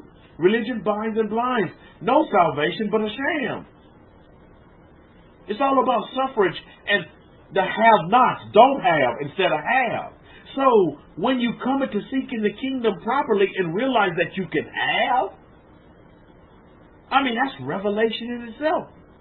When having is not a sin, how many of you believed or were taught at one time a condition that, to have is a sin? Oh man, I know many folks that still have that same mentality. Oh, if you have now in this world, you won't have in the world to come. Wow. I believed at one time that all these people that were rich, these were people of the devil. And that these were evil people because you were rich. It's best not to have in this life and to suffer in this life, so in the next life I will have. You see? And God will show favor to me because I suffered in this life. That's a bunch of hogwash and pig water. Don't drink it. As we are now in the beginnings of a new decade, a new year, according to Gregory's calendar, as we're in these nations, it's very important that you see these things and that you see these patterns brought out within our own very Torah. Yajan, Shabbat Shalom to you. Happy New Year to you as well. Gregory's New Year. To all of you, family. So before we get, knee deep in the lecture here, I have some announcements that I do need to put out. Very important announcements and statements as well. The importance of the Abrahamic-Faith Bible cannot be understood and mistaken. As we have people that phone into us all the time. And one man, he phoned into us and he was saying that, he ordered the Bible off of Lulu and he didn't have the commentary and he thought it was the end of the world. He's like, why isn't the commentary? I need that commentary. The importance of that commentary is second to none. The Abrahamic-Faith Bible must be an addition for your 2020 going forward, for you listening via YouTube. It will really help in answering some of these questions and really put you on the road to what? Seeking first the kingdom of God properly. Finding that peace within so that you can have peace without and around you. You need to ask yourself this question this day. If you can't be honest with nobody, at least be honest with yourself. Is, do I have peace? Am I at peace right now with myself? Is it well with my soul? It truly is it? And only you can answer that. It's not one of those things where you just put up a one or you text in some beautiful response, but truly, this is about examination time. Examination of yourself, not others. Too many times in the world we've been conditioned to point the finger at others when the problem is self. And at the end of the day, when you do an after action review, 99.9% of the time, every situation and experience that you have, it'll come back to yourself. You can only go around with so many fingers, and then you have to just come back to yourself and realize that it was myself. But the importance of the Abrahamic-Faith Bible is second to none, especially with the commentary that's in there that's really helping clear up the cobwebs. And has really helped all of you. I know it has. You don't have to respond, but it's really helped all of you come into seeking first the kingdom of God, the proper and right and just way. To where you don't condemn people, you don't put them down. As you see this world, one day it's rosy and the next day it's going to hell in a handbasket. And then there's wars and rumors of wars, am I right? Looks like we're trying to go to war with Iran, so they say. Actions are taking place. Actions require reaction. Then the reaction requires another action. And that's just the circle of life. But as you go through your ups and downs and your wars and your battles, know that you can go through it with a mindset of peace. The peace standard. To have peace about you. Is it truly logical to be peaceful all the time? Yes, it is. That's not to mean you can't be at peace and be unhappy. Be angry and sin not and still be at peace with yourself. Because I know all of you in this room, you're human beings and you're going to get angry. You're a human being. Even in religion, you're going to get angry. The leader of the Catholics, did y'all see him? The Pope. They showed this lady pulling on the Pope's arm. Did you see? Anybody see that footage? I encourage you to watch it. Right there, y'all. He put the slap down on her. He's like, don't be pulling on me. Human being. He's the leader of the Catholics. And he's slapping the woman's arm. Boy, did you see that woman's reaction? She's like, wait a minute. I thought that was kind of funny. But again, I study human nature. Leader, no leader, you're a human being. Somebody go pulling on your arm. Come on, man. Don't grab me like that. I don't know about you, but I just don't like people touching me. I don't like people putting their hand. I just don't like that. I never did like that. The Mexicans say that some people have bad ojo. And so you don't want that contracted. I just don't like people touching on. I don't like that. So I see what the Pope was doing. Lady, look, just don't be grabbing on me like that. Number one, it can get you in a lot of trouble. I got our security around me. And number two, I don't like to be tugged like that. I'm an old man. You can't be tugging on me like this, lady. I might fall down. So what did he do? He gave up a few smacks. And then what did he do on the back end? As a human being, he apologized to the lady. And I'm pretty sure the lady apologized to the Pope as well. I'm sorry for grabbing you like that. But in my exhilaration, in my excitement for seeing you up close and personal, I got carried away. How many of you done that with the Torah? I have. I have become super Hebrew. And I have done some things in my zeal for the Torah, in my love for the Creator of all things, for the God of Israel. I have done some, I have done some things that I should not have done.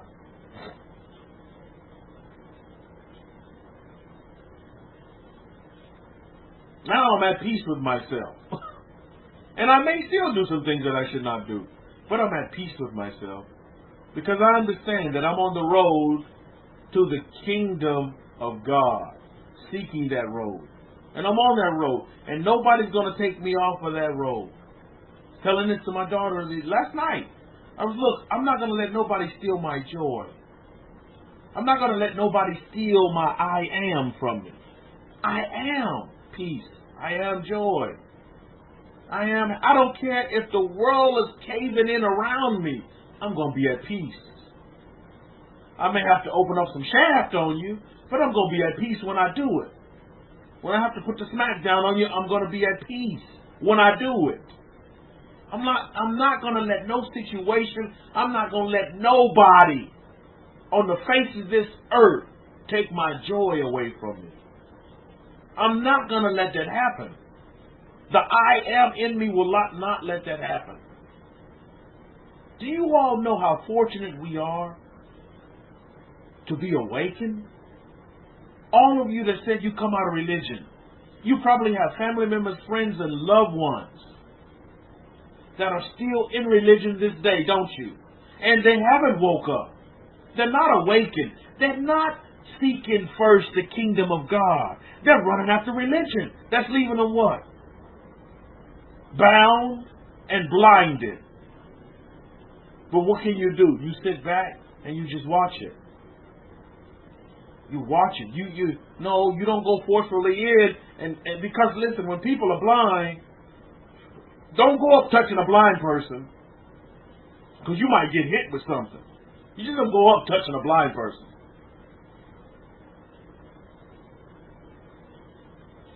And they tell you until the cows come home, oh, brother, I'm free. I'm free indeed. He that is free is indeed. And then they just as bound as the next person.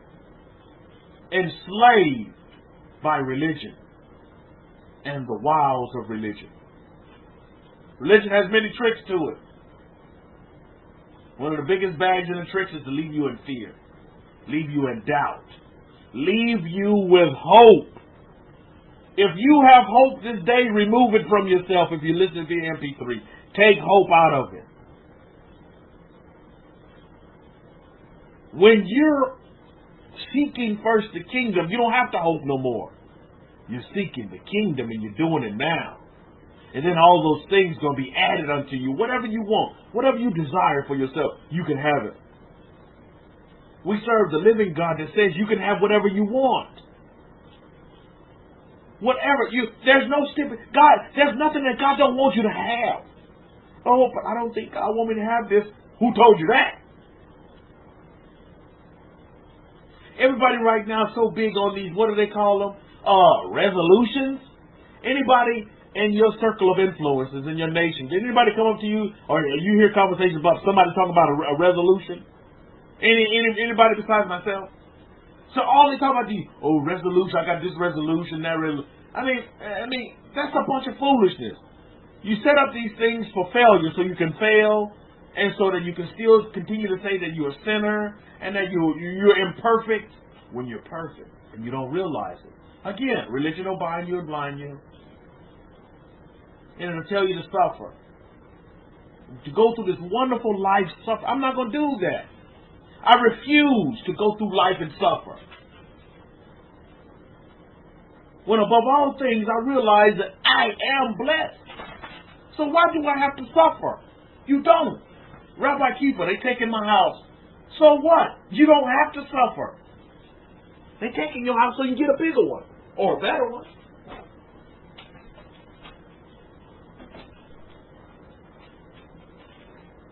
While Pharaoh's exit stage left.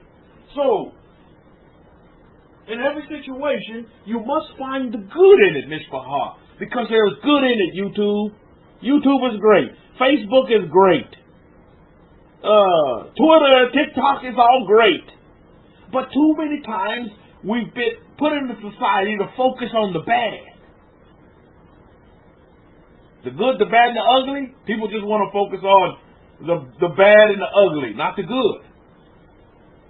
We need to change that mindset up. Light is good. Light is not bad. It's what we must consider going forward as the people of the books, as the family of Jacob, as the family of Israel. Consider these things going forward. And more importantly, what I want you to understand more than anything this day, in these nations that you're in right now, is that you have a mandate. You have a mandate. You have been called out and woken up out of your slumber for a reason. And it's to truly show, through demonstration more importantly than anything, how to properly seek first the kingdom of God. Whilst for the most part, in the nations, they're just looking after all those other things. All those other things. All those other things, you see. If you are at peace, then why are you so angry? If you are at peace, then why are you so depressed? If you are at peace, so why then are ... fill in the blank? Study of human nature. Student of human nature that I am. I always like to present this question to folks. If you are at peace, then why are you so angry? And as we talk about family and as we deal with our family, my thoughts and my prayers go out to our family up there in the Northwest that had that event. The rabbi that was celebrating Hanukkah had somebody come in there and stab him up. How many of you heard about that? If you are at peace, then why is there so much hatred? Nobody but myself. Well, that was a pretty bad scenario that occurred, all because of hatred, of one for another. You don't need that in this day and age, and that's definitely not taught here. These are family members, fellow rabbi in the way.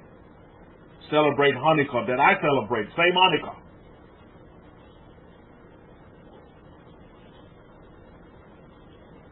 And so my prayers and my thoughts go out to the family members that are affected. It's only going to make us stronger. Israel's not going anywhere. Israel's in the nation to do great things, and we will continue to do that. But just like I've always told you, and I'll always continue to tell you, in this world, you're going to always have to have the good with the bad.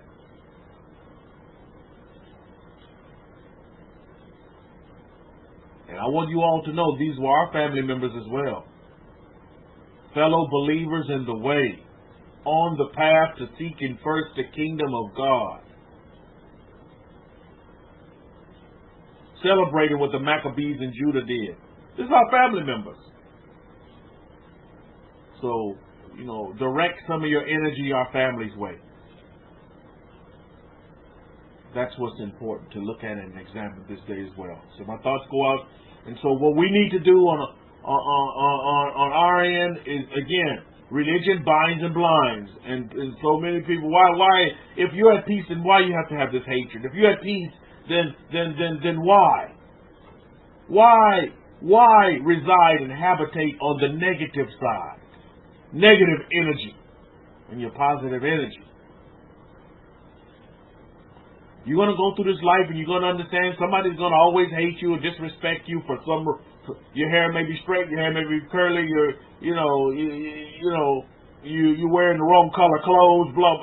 It just the list goes on and on. But I'm so happy and grateful that we serve the living and the true God that has given us a standard to go by, to seek first the kingdom of the Most Highest. And where do we start to seek that first? Well, we go back to the first books. The Master Yeshua, Jesus of Nazareth, was definitely giving us the direction. Was to go back to the first books.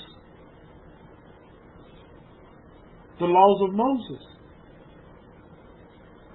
It's so beautiful to sit here in this new decade to watch these things unfold. You and I are literally witnesses and watchers to Israel waking up. And also being participants as well. Do you all realize that? Isn't that beautiful? You're watching Israel wake up in the nations. It's beautiful. Now the announcement was this as well.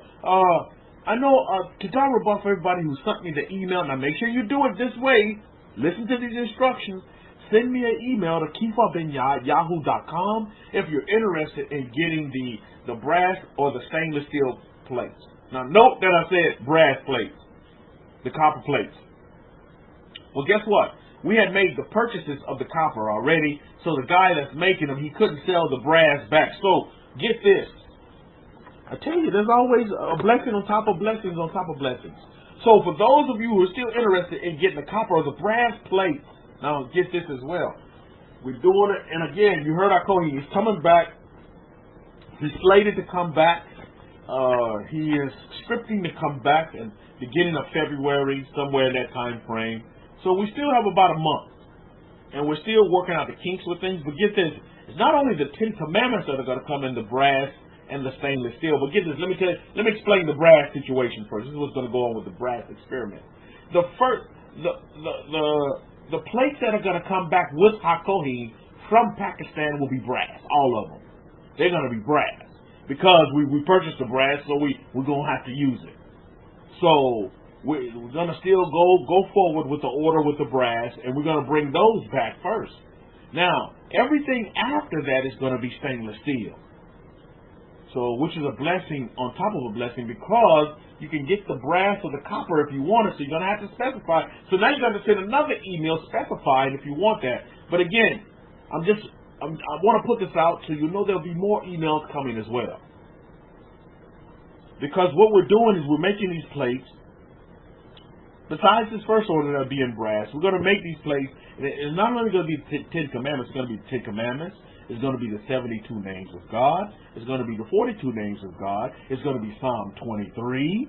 It's also going to be the Shema Yisrael, Shema Israel. It's also going to be a first century prayer. It's called the Anai Baruch Ak prayer, which is a first century powerful prayer that was slated and given to us by a rabbi in the first century. It's a prayer that brings blessings not only to your home but to yourself that you can have on a plate as well. And then the last one is going to be the Behok Habait. That's going to be the blessing of the home prayer. It's a blessing just for your home that you can put up on a plate as well. So in total, 1, 2, 3, 4, 5, 6. In total, we're looking at 7 plates that can be made. Now, as far as the numbers, we're still working it out. We still got about a month out. But on the brass plates, I don't know how many we're going to be able to take back because of the luggage issue. So that's still up in the air for right now.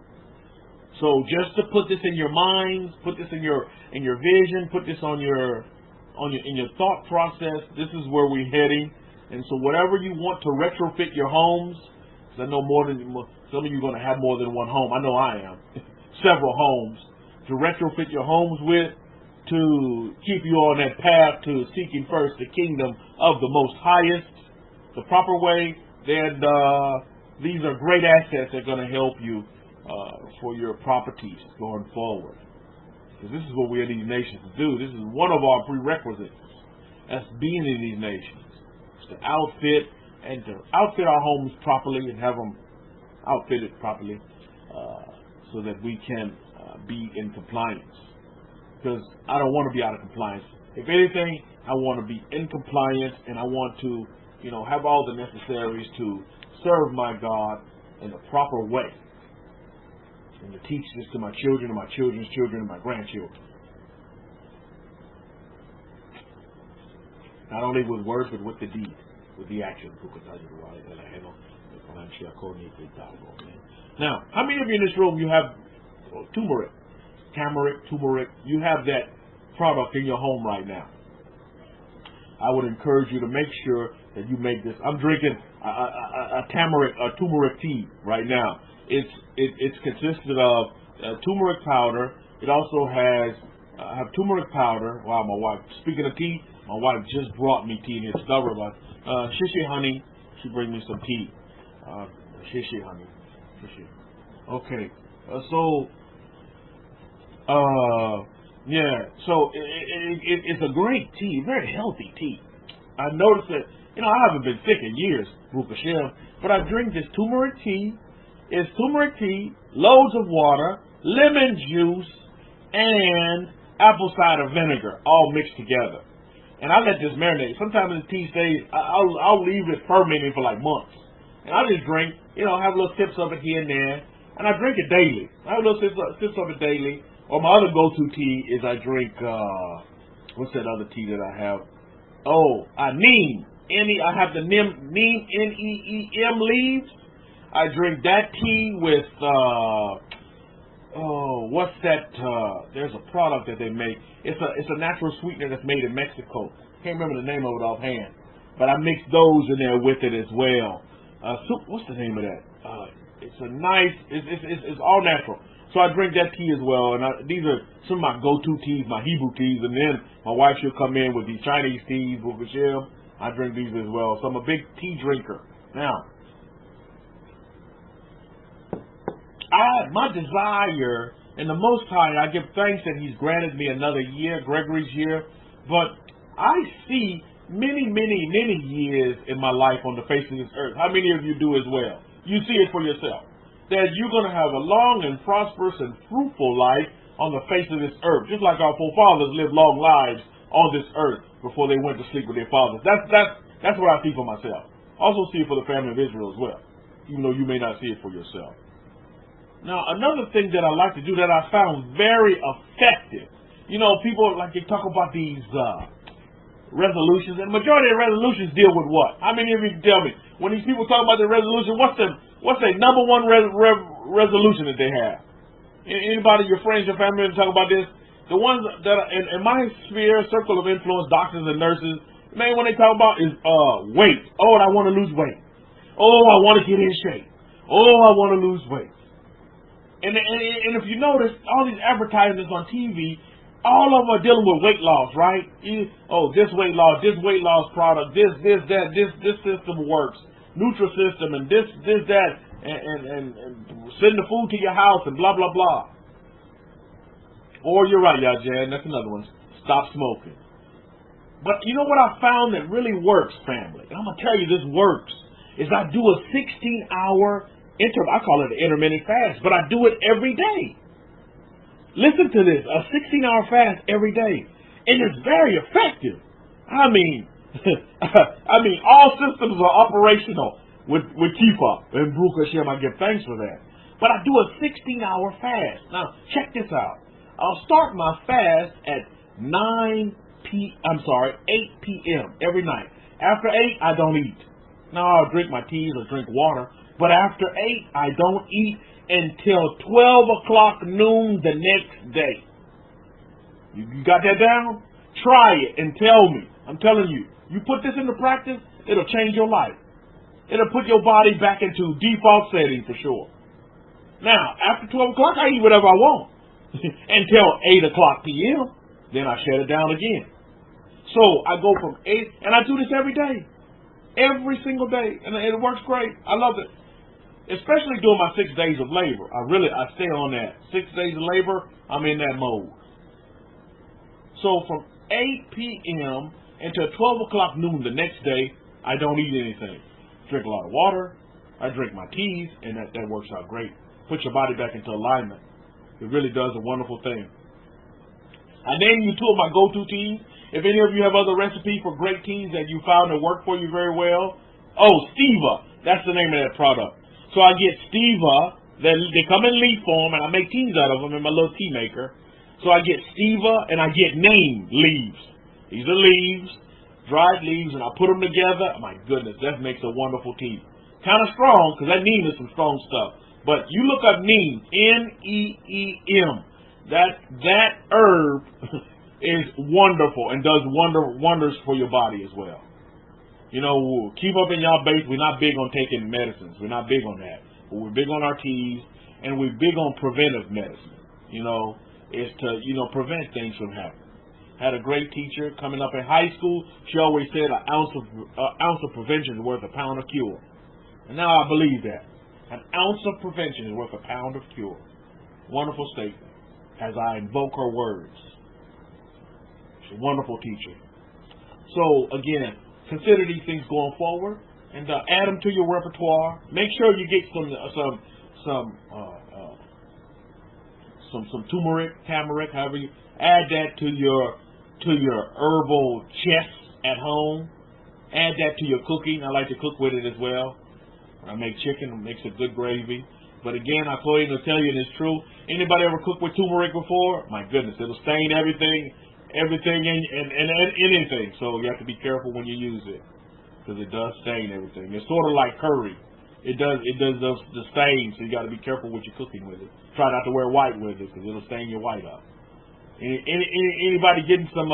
Is it helpful for anybody else? Lion Princess said black seed oil is also recommended. Yeah, black seed. Add that to your chest as well. I'm a big coconut oil fan. I'm a big olive oil fan as well. I love olive oil. I love some olive oil. Olive oil. I just had a newborn son, Nakshan. So he had the cradle cap. Guess what cleared up his cradle cap?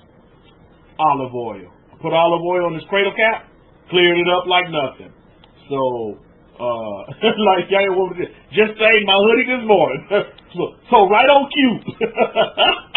Well, yeah, lesson learned. But I tell you, great product. It may stain your clothes, but it does wonders for your body.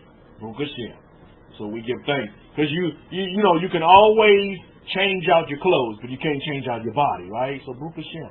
In all things, we look for the positive side. We look for positive. So you listen via YouTube, you're gonna come here and get real life, boots on the ground stuff that's gonna change your life now. Not none of this mumbo jumbo, high in the sky, pie in the sky. We'll be prosperous later. No, you can be prosperous right now. You can have a wonderful life right now. You can have a life of joy and peace right now, full of love, full of happiness, full of joy. You can have it now. Even though all hell may be breaking loose and you can't pay your bills, you can still be happy, and you can change your situation mentally by getting into your subconscious and just totally changing your world, shifting your whole world around, and waking up that person of the unlived life and begin to live that life. And I tell you, it's beautiful once you begin to seek first the kingdom of God. It is totally beautiful. It's totally beautiful. So that's what we have with the commandments going forward. I'm sorry, with the plates that are going to be coming out. I tell you, it's going to be great. And there will be a website that I'll crank up for this just as well, just to get these plates out, because yes, we're a small family of a bigger family that's worldwide, and I just don't want to exclusively leave this for a small family, but make it worldwide. The same way with my Katans. My Katans are going live this year as well. Kefa Katans are going live this year, so they're going to go worldwide. As they've been in testing. How many of you have tested out some of my Katans? I know Rabbi Zakari, I know I sent some to the majority of the rabbis. They've been saying, yeah, you've been testing them out for me as well. To die for your testing. And I'm not getting too many bad reviews. And I think these Katans have been lasting for a very long time. I've been, making some for myself and testing them. These Katans, I'll tell you, they've been going for a while as well. So we're going to go live with the Katan. A lot of great things are happening this year. A lot of great businesses will be formed. Great productivity for the nation that I'm in. I'm going to do great things for this nation. I'm going to do great things for my city, San Antonio. I'm going to do positive and great things for my city. And I want you all to do great things for your cities as well. And I hope you all know, and my desire is that all of you did do something for somebody else, you see, and watch their face light up, and you surprise somebody else with something wonderful. Because when you surprise somebody with something, surprise comes to you. Think about that for a minute. This is karma. When you surprise somebody with something, when you make somebody happy, when you put a smile on somebody's face, what comes back to you? That very same thing will come back to you. That's why it's great to do wonderful things and give out positive energy to others, because guess what? That comes back to you. It comes back to you in a beautiful ways. Many, many beautiful ways. It'll come back to you. So we give thanks for that. A lot of great things are going to happen this year in Mishpahah. Miss Gregory's here. A lot of wonderful things. Now, I want you to be mindful of this. You know, this little scuffle that's going on with Iran, still a little scuffle and spat, but I tell you, it got serious when they kill that general. They kill that Iranian general, it's going to get serious. So look for things to happen. I don't know how many of you watch your 401ks or you're in the stock market. Some great opportunities. And I tell you what, you all don't know this, but last Shabbat, before the Shabbat, I was talking with our Kohen and I gave him a vision that I had. And my vision came true. It showed that the stock market was going to drop and that gold was going to shoot up. And if any of you look at the stock market, just Google gold and look at it on a graph and you see how it shot up. And that was a vision that I had. I didn't tell you all, but I told our Kohen this, and it did happen just like that. You see? Luxury class, was it wrong to ask for another dream vacation? Luxury class, you can have a dream vacation every day, Bruegel Shell. And it's not wrong to ask for that. My goodness. Every day you need to have a dream vacation. Make your life a vacation, a dream, because that's just what it is. Yeah, exactly. You know, if it's on those Caribbean beaches, or if it's somewhere in the Himalayas, however you want your dream to be it, do it, and it will be. It goes back to our Matthew chapter 6 verse 33. You seek first the kingdom of the Most Highest, all those other things are going to be added unto you. No limitations. It's never wrong to ask. Never, ever, ever, ever. It's never wrong to be. You can just be it. You can just, you see, think about it for a minute. When you serve the Most Highest, you can't do nothing wrong. If you're doing what? Seeking first the kingdom of the Most High first. There's nothing you can do wrong. You're blameless. Hallelujah. You become blameless. What can you be blamed for? Nothing.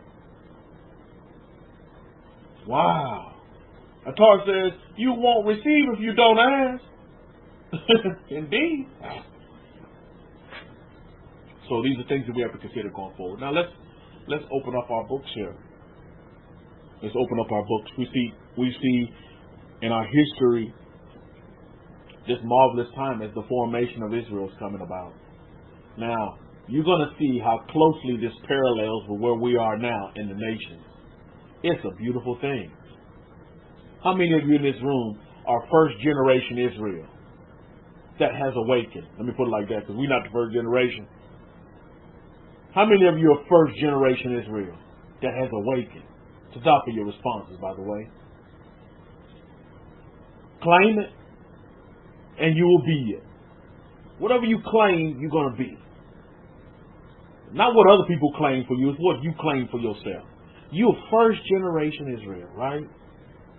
Now, I want you to parallel our story here, our history, with where we are today. How many of you believe that our history only repeats itself?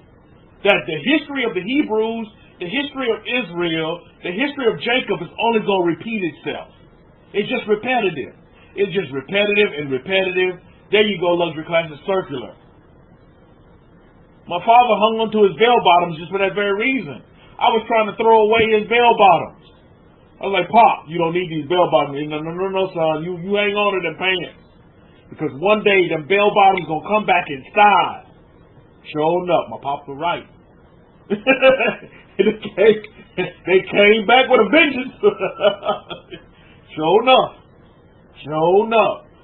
So if any of you're doing your spring cleaning and you got them butterfly collar shirts and you don't want to let go, hang on to them. They'll probably come back in style too. And then, hey, you women, you got some of them shoes, those high heel shoes with the fish in them. Hang on to them, women. They'll go back in style too. I forgot what movie I was watching. One of them old ones with Bill Cosby in it, and I forgot the name of that movie, but yeah, they had the high heel shoes, and they had fish in it. The ladies walking around, and she had fish in those shoes. I was like, wow.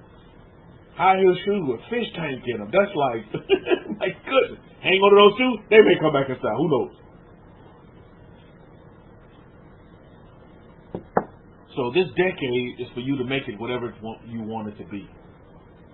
whatever you want it to be. You're going to look back on this time right now when we're coming into the next decade, you're going to be like, wow, I made this whatever I wanted it to be. And it's up to you. It's not up to God. Remember I talked about this earlier. Too many times we want to put the blame on God, and we want to put all the so-called pressure on God.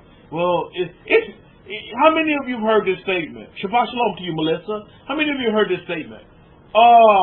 If it's God's will, anybody heard that statement before? People make it say, well, if it's God's will, then so be it. And you see, again, that's putting the responsibility on God. And God's like, I'm not responsible for you. You're responsible for yourself. What is your will?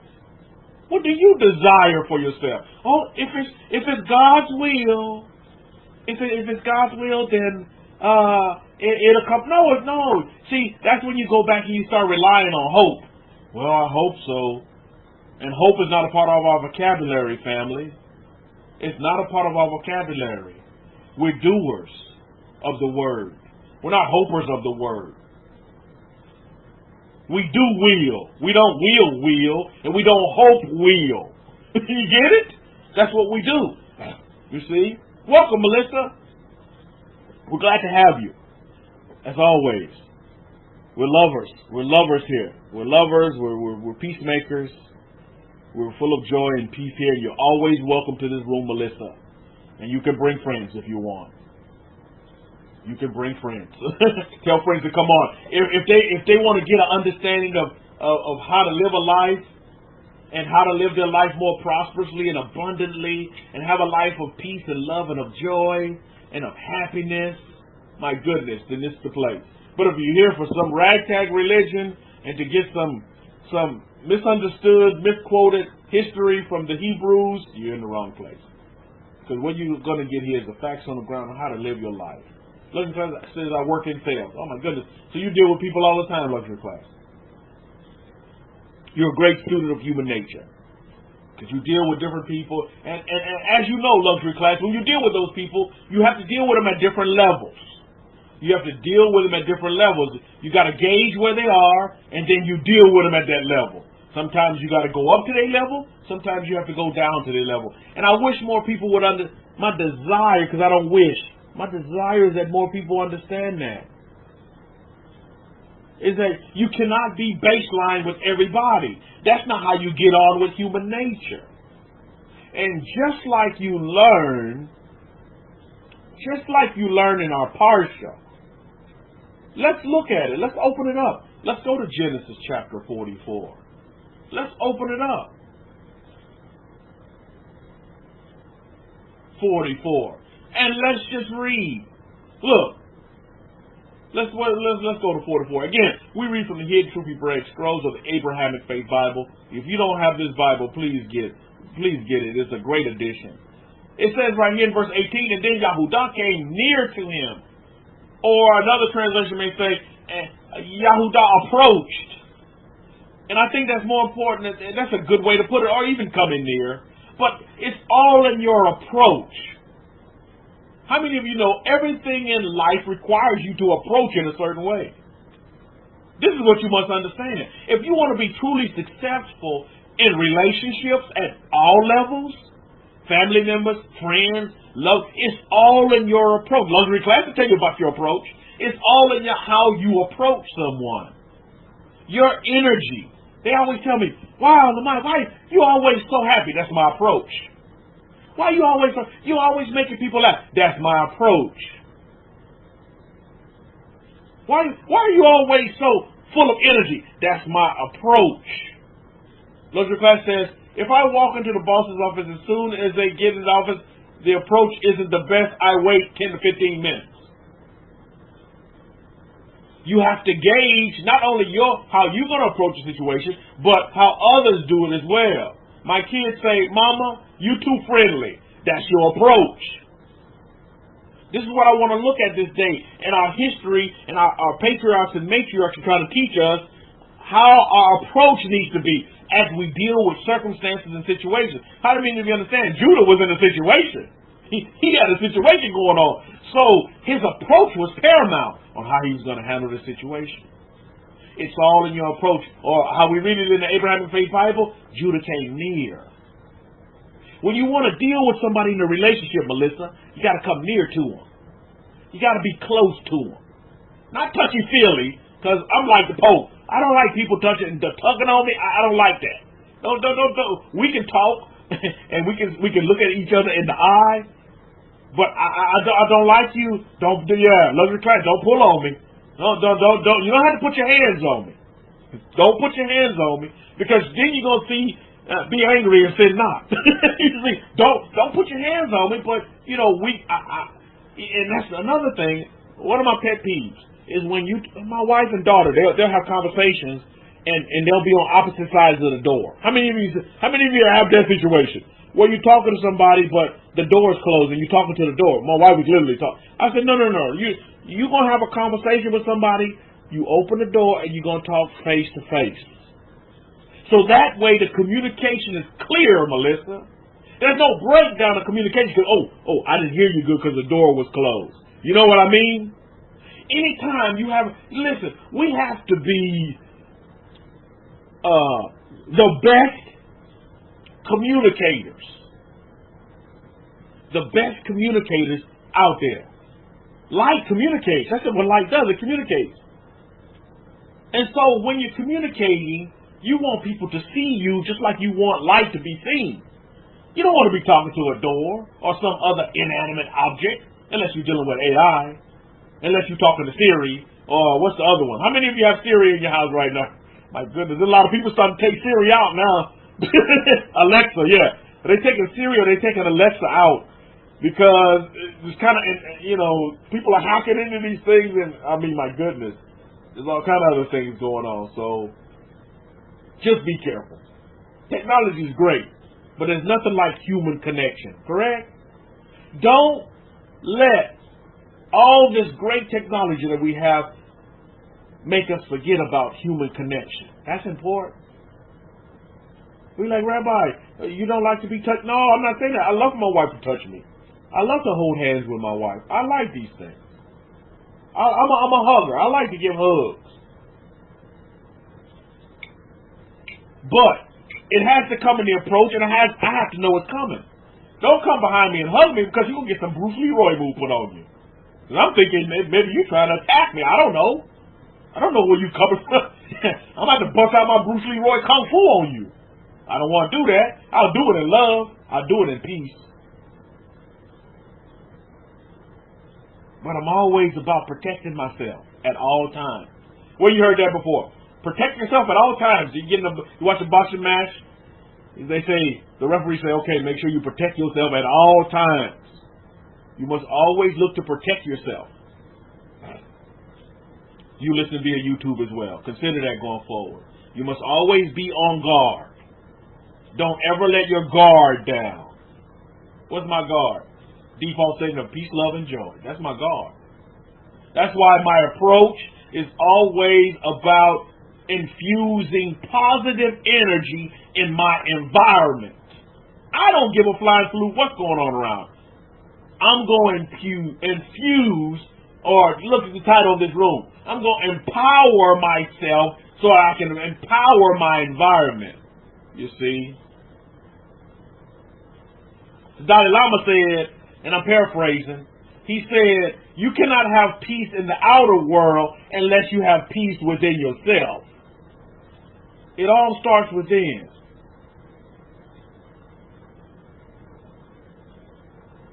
Think about it for a minute. So this is why the kingdom of the Most High, everybody's looking for God, but don't realize, Melissa, that God is already within you. God has never left you. The Master Yeshua, Jesus of Nazareth, had never forsaken you because he's within you. He said, I'll never leave you. If he never left, but they said he left, then where is he? He's within you. You have the DNA of El Shaddai. You have the DNA of God. Think about that for a minute. Isn't that beautiful? But we've been hoodwinked and bamboozled, and we've been conditioned over the years. We've been taught by grandmama and them, and then grandma, and then mama and them, and then what mama said, Like on Waterboy. Well, Mama said. Colonel Sanders had to put Waterboy in his place. Well, your mama was wrong. Come on. What did I talk about last Shabbat? The importance of somebody telling the truth. Somebody's got to tell the truth, Melissa.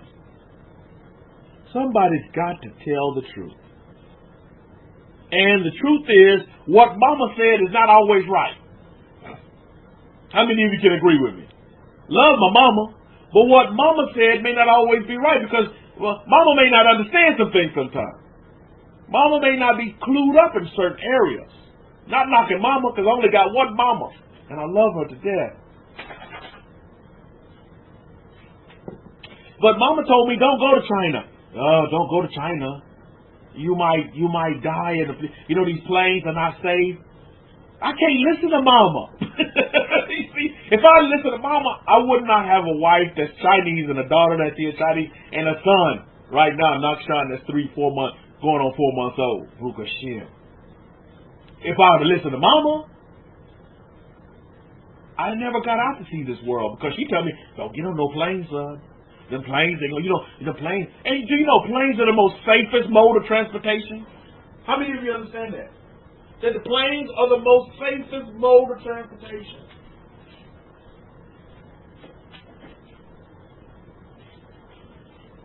But it only takes what? It only takes one event to put the fear factor in everything. And see, this is another thing. We cannot roll and live our lives in fear. We're too fabulous to roll in fear. You're fabulous, Israel. You fabulous. So why are you even? You should not be afraid of anything.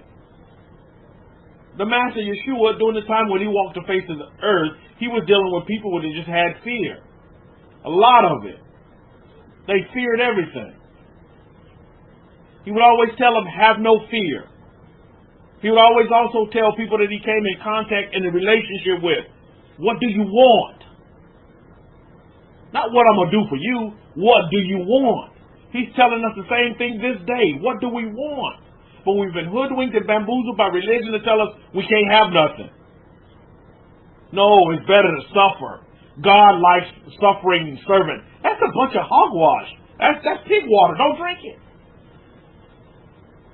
You can have whatever you desire for yourself. When you properly seek first the kingdom of the Most Highest.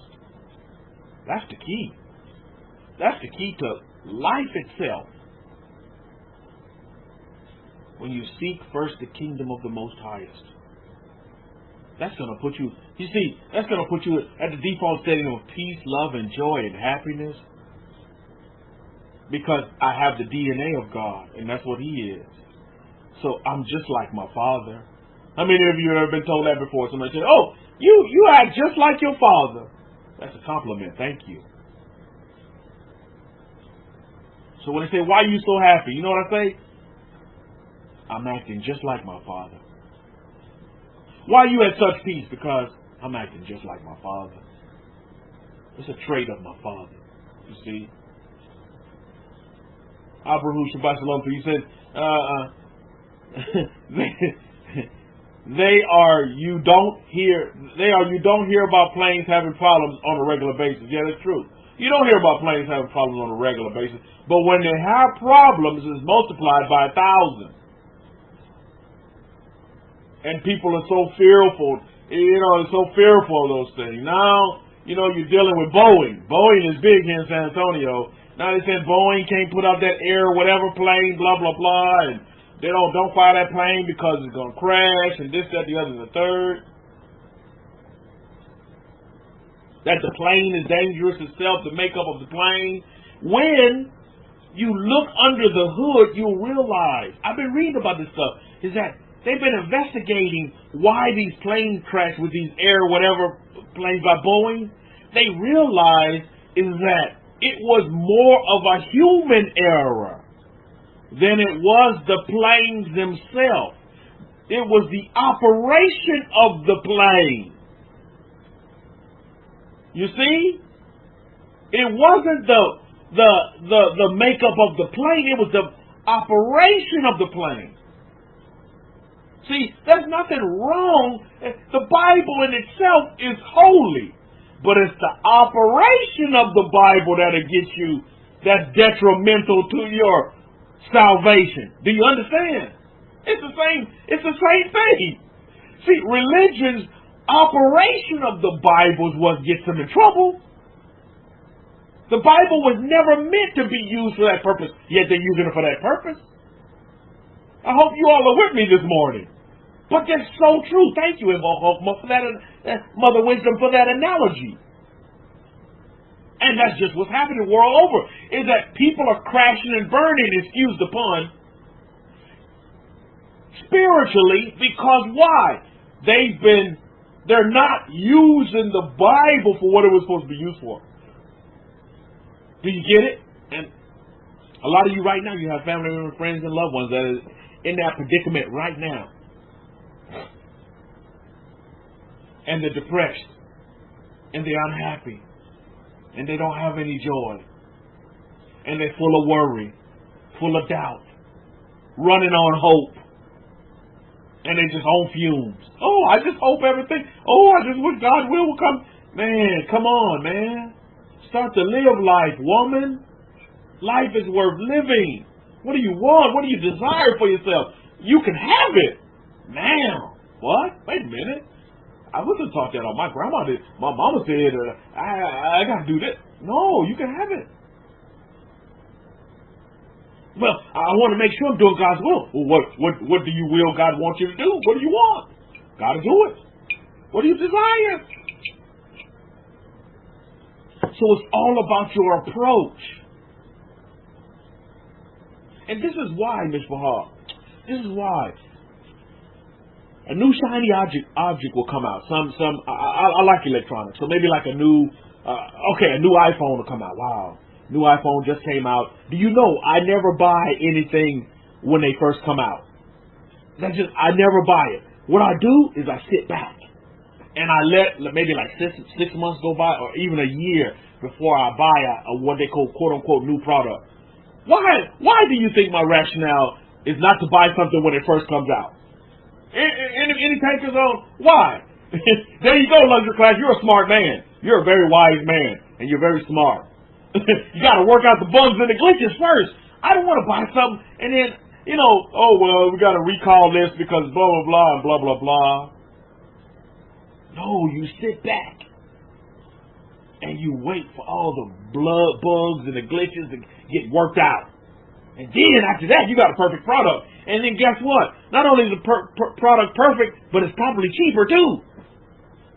How many of you going to take up that way of thinking? I'm telling you, that's the best way to do it. Yeah, some people call it FOMO. And in the investment world, they call it FOMO, the fear of missing out. The fear of missing out, they call it FOMO. The fear of missing out. Oh, I got to get it first or I'm going to miss out. No, you don't. Sit back. Sit back. Sit back and wait on it. Sit back and wait on it.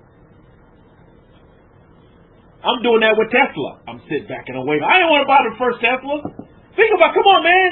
You're like, isn't this so wise? Think about it. No, I ain't buying the first Tesla. Are you crazy? Nope. I'm sitting back and I'm just waiting.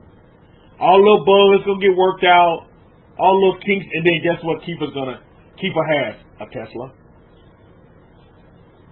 That's how it's going down. That's my thought process. So consider that going forward.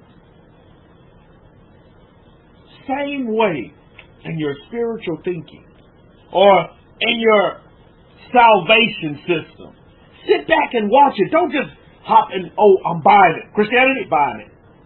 Catholicism, buying it. Nope. Sit back, watch it, see if it's even for you. See if that even resonates with you. And see, I have this question a lot, and I meditate on this a lot. As I am in such awe that we all are part of history as we see Israel waking up out of its slumber. Melissa, do you know what I mean when I say Israel's like waking up now? And like we're like a part of that. It's like Israel has been dispersed all in all these nations. Beautiful, beautiful dispersion. The God of Israel took Israel and put Israel in all these different countries, all over the world. And Israel's been dormant for years and years and years. We've been dormant in these nations. We've just been, we've just kind of been, let's just say, assimilating. We've been assimilating to all these nations and their way of life, their way of living. But now, there came a time, last century, I can say that now, there came a time, last century, when the God of Israel said, okay, now it's time to wake up the children of Israel, the children of promise, the children of Abraham luxury class. Do you see how beautiful this is? Somebody ought to make a movie. And Israel's like waking up all over the world. You and I are a part of that. Israel's waking up, and you realize, hey, I'm not a Christian. Hey, religion is not for me. That's how it was for me, Melissa. I was like, man, why am I going to all these non-denominations? I mean, this is like that's not me. And I meditate on this, and I think, this DNA stuff is real. This spiritual principle of physical covenants is real. Because guess what? Think about this for a minute. Is that, how did this happen to where I was woken up and a lot of my friends weren't, and they still in Christianity? They still love, going through the hoops and they hoodwinked and bamboo. Why me? I'm like, wow, this is so awesome. So humbling. And I'm so appreciative that now I understand when the Master talk about that I can have a life and even have that life more abundantly. And I can do greater things than the Master Yeshua did. He said, greater will you do. I understand how super I am. How fabulous I am. And I don't mean that to be braggadocious, but I just know that I know that I know that in me I have these capabilities and qualities and characteristics. And I know who I am. And all of you are the same way. Now you know who you are. Now you just have to embrace it. And like they say, roll with it. You just have to embrace who you are. Because you were called out. Everything in life happens for a reason. You're in this room right now. It's not by happenstance. It's not an accident you stumbled upon this room and just say, come up in here. No. Everything in life happens for a reason. You just have to embrace it. Either accept or reject it. That's what you have to do at the end of the day. Can't blame God. You can only look at yourself.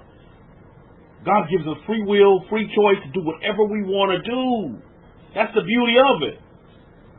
So, when you don't have free will and free choice, then you can take the God of Israel factor out of it.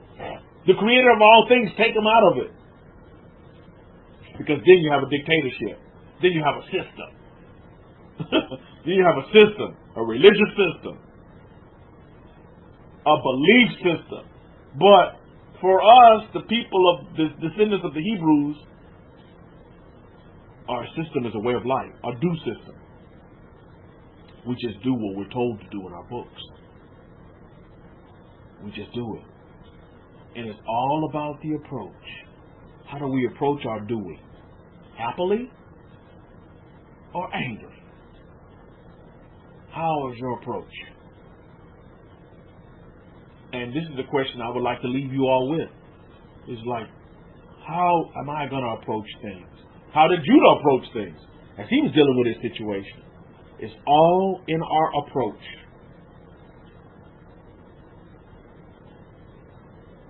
Now, as a lot of you already know, these events that occurred, right, they didn't happen in Israel, am I correct? As Judah is making his approach, as he's coming near, where are let's just say not the children of Israel then, but let's just say Jacob and his family. Where are they at this time? There's a famine, and everybody's going into Egypt. Why? It's because Egypt is where there's food. Now, there's lectures that are marinating right now.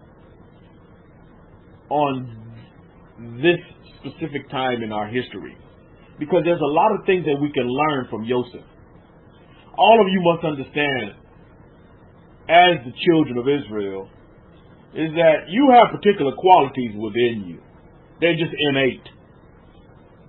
And you can be away for so long. Now, I want you to parallel this with, I want you to understand this. How long did Israel or Jacob at this time in our history, how long was he without a connection with Joseph? Can anybody tell me? Our books tell us how long it was. How long was the gap where, you got Israel or Jacob over here, depending on who he was at the time, depending on what kind of mood he was in. Was he still in that depressive state, mourning his son? Joseph, that he just loved so much, was his favorite son. And then sometimes he would just get those little glimpses of revelation. He would become Israel. But what was the gap, or how long was the time frame, as we look at time for this exercise? What was the time frame for when, the time frame that Joseph or Jacob went without Joseph? Can anybody tell me? How many years went by? Because it was more than a few months. A year? How many years went by? This says a year. Any other takers? How many years went by that Joseph and Israel or Jacob were disconnected? 20 plus years, says Devorah. Any other takers? You Torah scholars, Book of Shem, Torah students?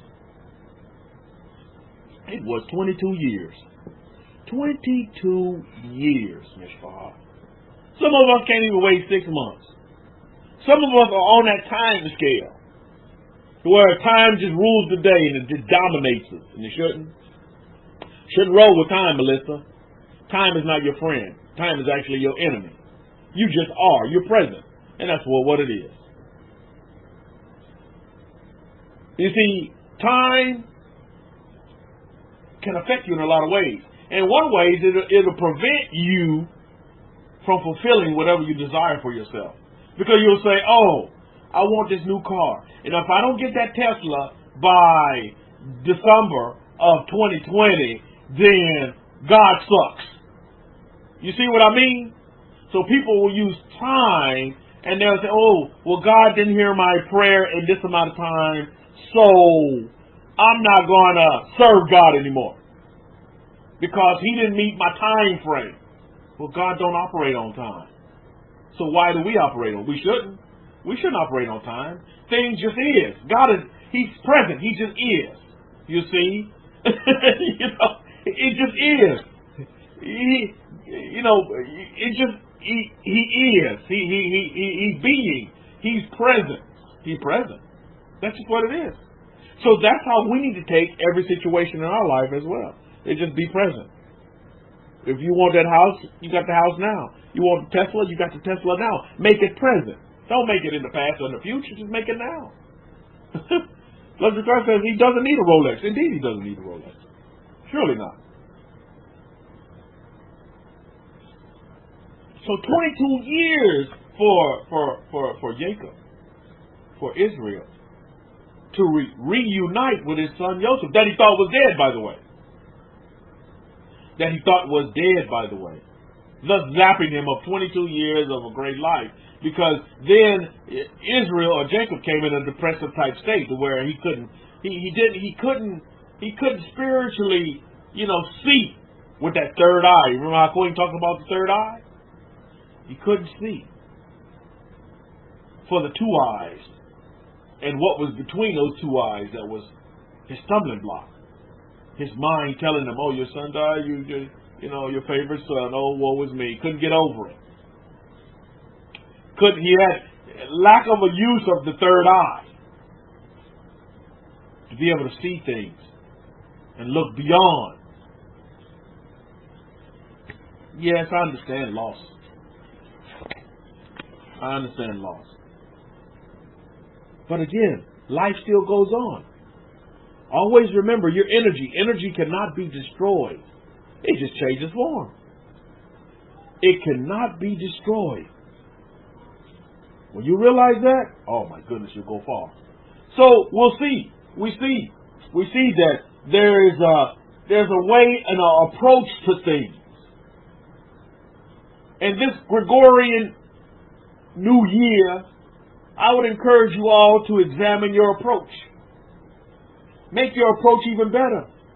You may even say, well, my approach is spot on, Rabbi. What can always be spot on?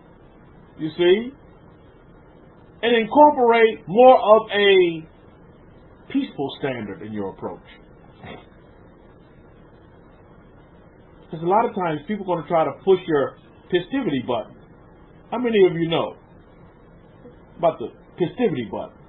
They'll try to push that festivity gauge all the way beyond festivity to where you just get off your rocker, you say things that you really didn't want to say, maybe you do things that you really didn't want to do, and then you're in apologetic mode for a while. And then you leave a bad mark or a bad taste in somebody's mouth. They say, well, if that's the kind of God you serve, I don't want to serve that God. If they all act like you, then blah, blah, blah, blah, blah, blah. I hear that all the time.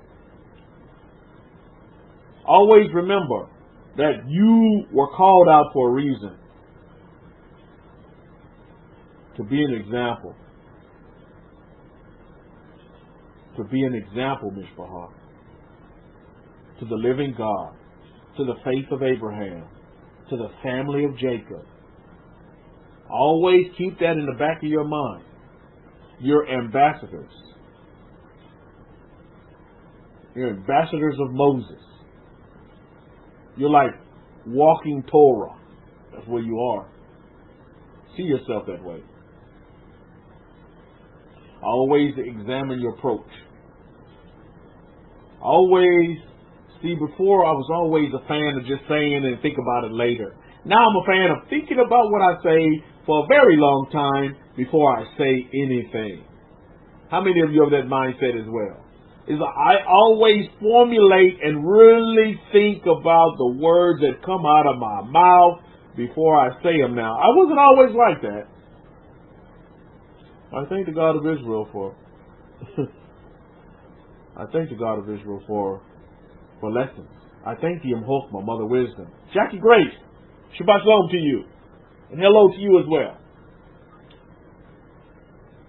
So, Shenya says, always been that way. That's why I seem to be a quiet person. Yeah, Shenya, yeah, I can tell. You're cerebral. You do a lot of thinking up there. I can tell. But most people, they off the cuff. You know, they let their mouth run and their mind slow down. And then later on, they realize that the mouth got them in a lot of trouble. So, truly, we must think things through, truly, before we say it. Yep, oops. Yep, that's how it goes down. But it's okay, because we can learn. And we're human beings. And we have to live and we have to learn. We have to live and we have to learn, and we continue to love. And we continue to be happy. Now let's look at this parallel. I think this is just so awesome. This parallel I want you to look at right here. Now, let's go on down. We talked about the approach. Judah gives an approach. I want to go on down to Genesis chapter 45 verses 1. We'll pick it up from there. We'll pick it up with Joseph here now. We'll pick it up here with Joseph here. And again, I'll read from the Abrahamic-Faith Bible. If you don't want this Bible, you can purchase it on Amazon. The Abrahamic-Faith Bible, great Bible to add to your library for your study. Then Joseph could not restrain himself before all those who stood by him, and he cried out, "Make everyone go out from me." So no one stood with him while Joseph made himself known to his brothers. And he wept aloud, and the Mitzvah, the Egyptians, in the base in the house of Pharaoh heard it. Verse 3. Then Joseph said to his brothers, "I am Joseph. Does my father still live?" And his brothers could not answer him, for they trembled in his presence. Now, this is the same Joseph that they made fun of, same Joseph that they wanted to kill at one time, same Joseph that they were plotting against.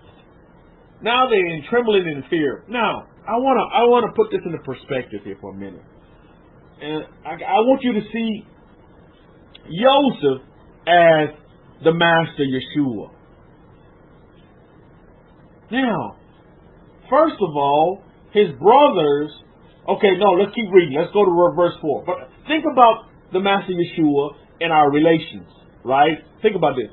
Genesis chapter 45, verses 4. And Joseph said to his brothers, please come near to me. And they came near, and he said, I am Joseph. Listen to what he said. I am Joseph, your brother, whom you sold into Mitzrayim, whom you sold into Egypt. Now therefore, verse 5, now therefore, be not grieved, nor angry with yourselves, because you sold me here. For Elohim sent me before you to preserve life. This comes to me, think about this. You know how this comes to me? It comes to me like this. I see this as myself, as I'm the brothers. And I couldn't recognize the Master Yeshua. I didn't know who he was. I knew him as Jesus, da-da-da. I went through catechism, was a Catholic. I was a Christian for a long time, non-denominational churches. But I never knew who Jesus really was. How many of you with me? I never knew who he really was. And the whole time, and then when I come into this knowledge through the Kohen, the son of Aaron, Rabbi Simon Alter, I come into who I was, as I was crying out to God, asking, who am I? Who am I? What's your will? What's your will for me? Because that's all I knew. Is I wanted to obey God's will. Because I remember the Master Yeshua saying, verily, verily, I say unto you, he that says, Lord, Lord, will not get into the kingdom of God, but he that does the will of my Father. That's where I got that from. Because I used to study the New Testament like crazy. And I just wanted to get to the meat and potatoes of it. So I said, well, I used to always pray, well, what is God's will? And I would be praying and praying, what is God's will? I'd go in my prayer closet, just like it said in the New Testament. I would go in my prayer closet and I'd close the door. What is your will? What is your will? God, I'd be in there for hours until I'd be in there falling asleep, Melissa. What is your will? What is your will?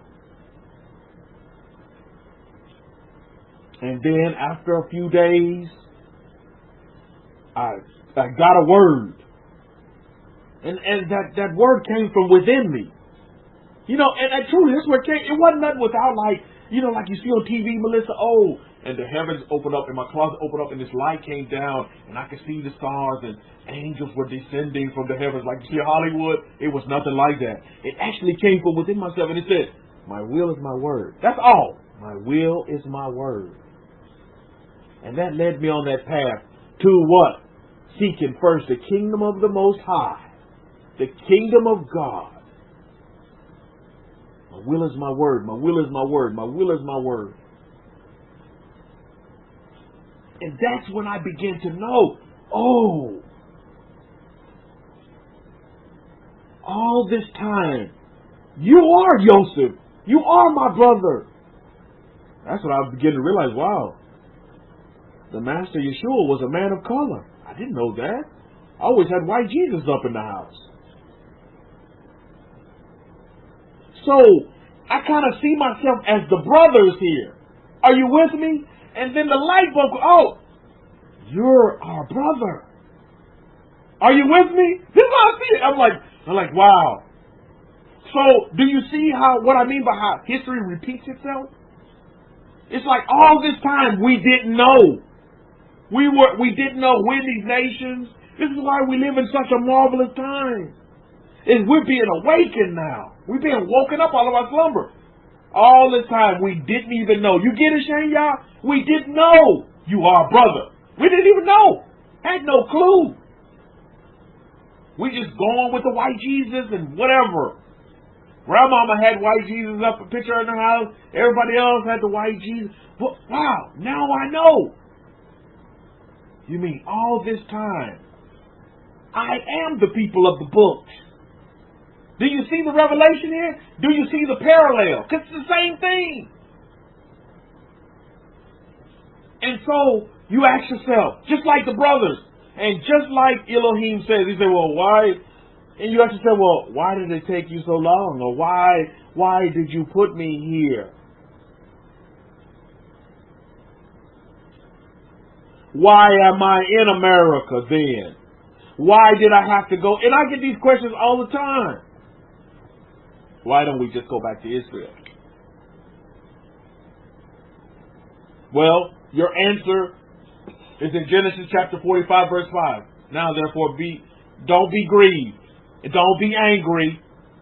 I'm talking to some of y'all today. Don't be angry. Well, Master, why did you take so long to wake me up? No, you took long to get woken up. Did you get it? Oh, why did you wait till I was up in years to where I can't bear children anymore and I would love to raise a child in the Torah? Don't be angry. Don't be angry. Don't be grieved, Mishpachah. Don't be angry. Don't be grieved because you served white Jesus. You see, because it's almost like, you see what it says, he sold me here. He sold you because you sold me here. It's almost like we sold out the master. We sold out the laws of Moses, right? Think about it for a minute. That's what we did. We sold it because we totally forgot about it, right? So we sold it out. Totally forgot about it. Didn't even know about it. Do you see how special you are now? But don't be grieved. Don't be angry because you wasn't raised up in the Torah home. Because you was raised with a picture of the white Jesus on the wall. Because you said the rosary. Because you went to catechism. Because you spoke in tongues and you danced like David. Because you followed the Pauline apostles. Don't be grieved. You did all these things and you sold me out. But that's okay. That's the master saying this to this day. That's okay. That's okay. For Elohim sent me here to preserve life. Elohim sent you to where you are right now to preserve your life and to save you. This is why he tucked us away in the nations, luxury class. You see what he did? He tucked us away beautifully and kept us hidden in these nations. Isn't this beautiful? For that one day when he would wake us up. Now, are all of us going to get woken up? I doubt it. When you look at the pattern in our history, not all of us going to get woken up. When you look at the pattern of our history, a lot of us are going to die. Missing the mark. When you look at the pattern of our history, a lot of us are going to reject the God of Israel for ways of our own. That's just what it is. And when you look at the pattern of our history, you'll realize that it was only a few from the original that saw the land flowing with milk and honey. It was only a few. A few that survived. Them few, we can name them on one hand, can't we? What is that telling us? Is that you have to be strong and be strengthened. Hakohen gave the impassioned speech for Gregory's New Year, just encouraging us to stay strong and to stay in the way and to don't be sidetracked by all of these events out here from family members and all these other things, but to stay steadfast to the laws of Moses. So I will pass that on to you as well. Listen via YouTube or you live in this room. Stay loyal, stay steadfast to the way of life. It's beautiful. It's so beautiful. So do you see the parallel? It's a beautiful parallel here. So we've been put into these nations to preserve life. Not only the life of Israel, but for anybody who wants to be what? Who wants to be what? Grafted in. Do you see why the exile is so important now? Because when your light shines, you're going to graft in many others that may not be biological Israel. I mean, who knows who's biological Israel today and who's not? Come on, man. I mean, we so mixed with everything. I look at Nakshan. Nakshan's mother is Chinese. I look at my son Nakshan. He looks like a brown-skinned baby. They said sometimes you get the little slanty eyes. I said, oh, that's your mama eyes. But I tell you, You look at him on the outward appearance and say, hey man, you're a baby of color. No, this baby's Chinese. It's a Chinese baby. His mama Chinese.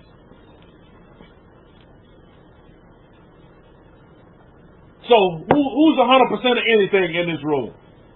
If anybody want to claim 100% of anything, please text that in right now. You listen via YouTube. You 100% of anything? Please let me know. No such body. There's crickets in the room. The mixing is for what? The preservation of life. The Master wants us to preserve life and have that life more abundantly. Let's go down to Genesis 45 and 7. And Elohim sent me before you to preserve a posterity for you in the earth, and to rescue your lives by a great rescue. Oh, there's a great rescue coming. I thought it says 100% human. I don't know. I was looking at some of those, the sonograms. What is it? The son we were doing with Nakshan. What is it? They call that thing? Sonograms or whatever. I looked at that first sonogram of Nakshan. I say, hey, I am not the father. Nakshan's father's got to be some alien somewhere. Ultrasound. There you go. Thank you, Devorah. I was looking at those ultrasounds. I was like, wait a minute. This is not my son. His father must be some alien, some ET somewhere came to my house. my wife gets a laugh about that. So, honey, my son looks like ET. Anyway, that's the insider joke. But yeah, so we have to see this. We want to talk about salvation, a great rescue, a great salvation. This is the byproduct of the exile. Many folks today look at the exile as a negative factor. I truly see it as positive. The exile is mercy. The exile is grace. Do you see the importance of the exile and why you were exiled, Israel? Truly grace for the whole world, that they will have the opportunity to see your light and to come to that light if they want to. And if they want to be grafted in Israel, they're Israel. Israel is Israel is Israel. I don't care. Race, creed, color, doesn't matter to me. Israel is Israel. If you embrace the laws of Moses like I embrace, then you too are seeking first the kingdom of God. Right? So stop with the color thing. Stop with the hairstyle thing. Stop with the whatever color clothes you wear. Stop all that. Stop. That's irrelevant. These are excuses that are put up to cause division. And we don't divide, we multiply. We Hebrews kids. We don't divide, we multiply. That's just our remit. And your remit in these nations is to do great things. But it gets even deeper. It gets even deeper. Let's read on. Go get ready to close because we need to go. I know. But let's go on to Genesis chapter 46. One day I'm gonna do a lecture on the business side of things. You're gonna like this lecture, luxury class. It's Joseph the businessman. Because in our history here, all of you entrepreneurs, you're gonna learn you're gonna learn truly how to do business in the inside of how to truly run a successful business. Joseph teaches us this. That's just insider for you if you want to do some study on your own. Follow Joseph's pattern, his model. You'll do yourself a great service if you want to get into business for yourself and be that entrepreneur that you are. Genesis chapter 46 verse 1. So Israel, here we go again. Now Joseph become Israel again. So Israel took his journey with all that he had. Now, let me set the stage. Israel or Jacob just found out, hey, Joseph is not dead. Matter of fact, Joseph is the man that sits next to the man. So now, in Genesis 46 and 1, Jacob becomes Israel. So Israel took his journey with all that he had and came to Beersheba and offered sacrifices to Elohim. to the Elohim of his father Yitzhak, Baruch Hashem. That's my Elohim, and that's your Elohim too, Mishpah. Verse 2. And Elohim spoke to Israel in a vision of the night and said, Yaakov, Yaakov. And he said, here I am. What did he say, Mishpah? Here I am. What did I tell my daughter? You could never take my I am away from me. Here I am. I want you to remember that word going forward this whole year. Make a sign, make a t-shirt. I am. He said, here I am. Verse 3. And he said, I am the El, the power, the Elohim of your father. Do not fear. Go down to Mitzrayim, go down to Egypt, for I will make you a great nation there. Full stop. Where is he going to make them a great nation? Mishpah, you need to pay close attention to this. This is so very important. This is why I'm telling you, 2020, all of you are going to be super successful, super happy, super full of joy and peace and love. The Master says, go down to where? To Mitzrayim. He didn't say go to Israel, then I'm going to make you. He said go down to Mitzrayim. What is that telling us this day? That's telling us about the nations that we're in the exile. This is where we're going to become great. Go down to Mitzrayim, and I'll make you a great nation there. We're in these nations to become great. The greatest. Verse 4. Not only that, for those of you who think you're lonely and you're alone, look at verse 4 of Genesis 46. This is for you. I will go down with you to Mitzrayim, to Egypt, and I will surely bring you up again. And Joseph's own hands will close your eyes. Do you see that? So not only are we in the nations, but the Master is with us as well. We can't help but be the greatest. You all have greatness within you now. You can be great right now. I want you to see this from a standard of peace.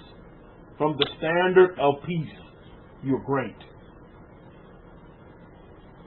You're great. Not high and haughty, but you're great. You have the ability to do great things, and don't let nobody tell you that you cannot be great and do great things, because you can, and you will, because you desire to. Now, the only reason why you won't do great things is because you don't desire it. Don't blame it on God. Stop. Don't blame it on the spouse. Don't blame it on mama and them. Don't blame it on the white man. Don't blame it on the black man. Don't blame it on the yellow man. The only reason why you're not going to be successful in life is because of you. You're not going to be great because you don't want to be great. That's not your desire. This is why you must look within yourself, not without. Oh, well, I'm waiting on God to do. No, you waiting on yourself, and God's waiting on you. So if two people waiting, what's going to get done? If you have two people waiting, what's going to get done? Nothing's going to get done. You have two sides waiting. Nothing's going to ever get done. And then when the human being puts things into action, that's when God can work. That's when the Hokmah. When the human being can put things into action, that's when God will work. Plain and simple. So, here's the question. What do you want put into action? You standard bearers of peace. What do you want put into action? Because you're in these nations to make these nations prosperous, man. Believe that. That's why you're here. As you prosper, the nation will prosper. That's embedded within us. That's just the way it is. Israel went into these nations, went into Egypt, and got the best of the land.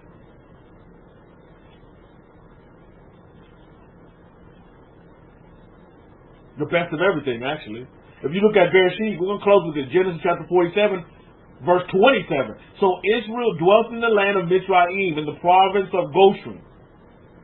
And they had possessions there, and grew and multiplied exceedingly. So when Rabbi Kefa says, we don't divide, we multiply. There you go right there. The Torah tells us that.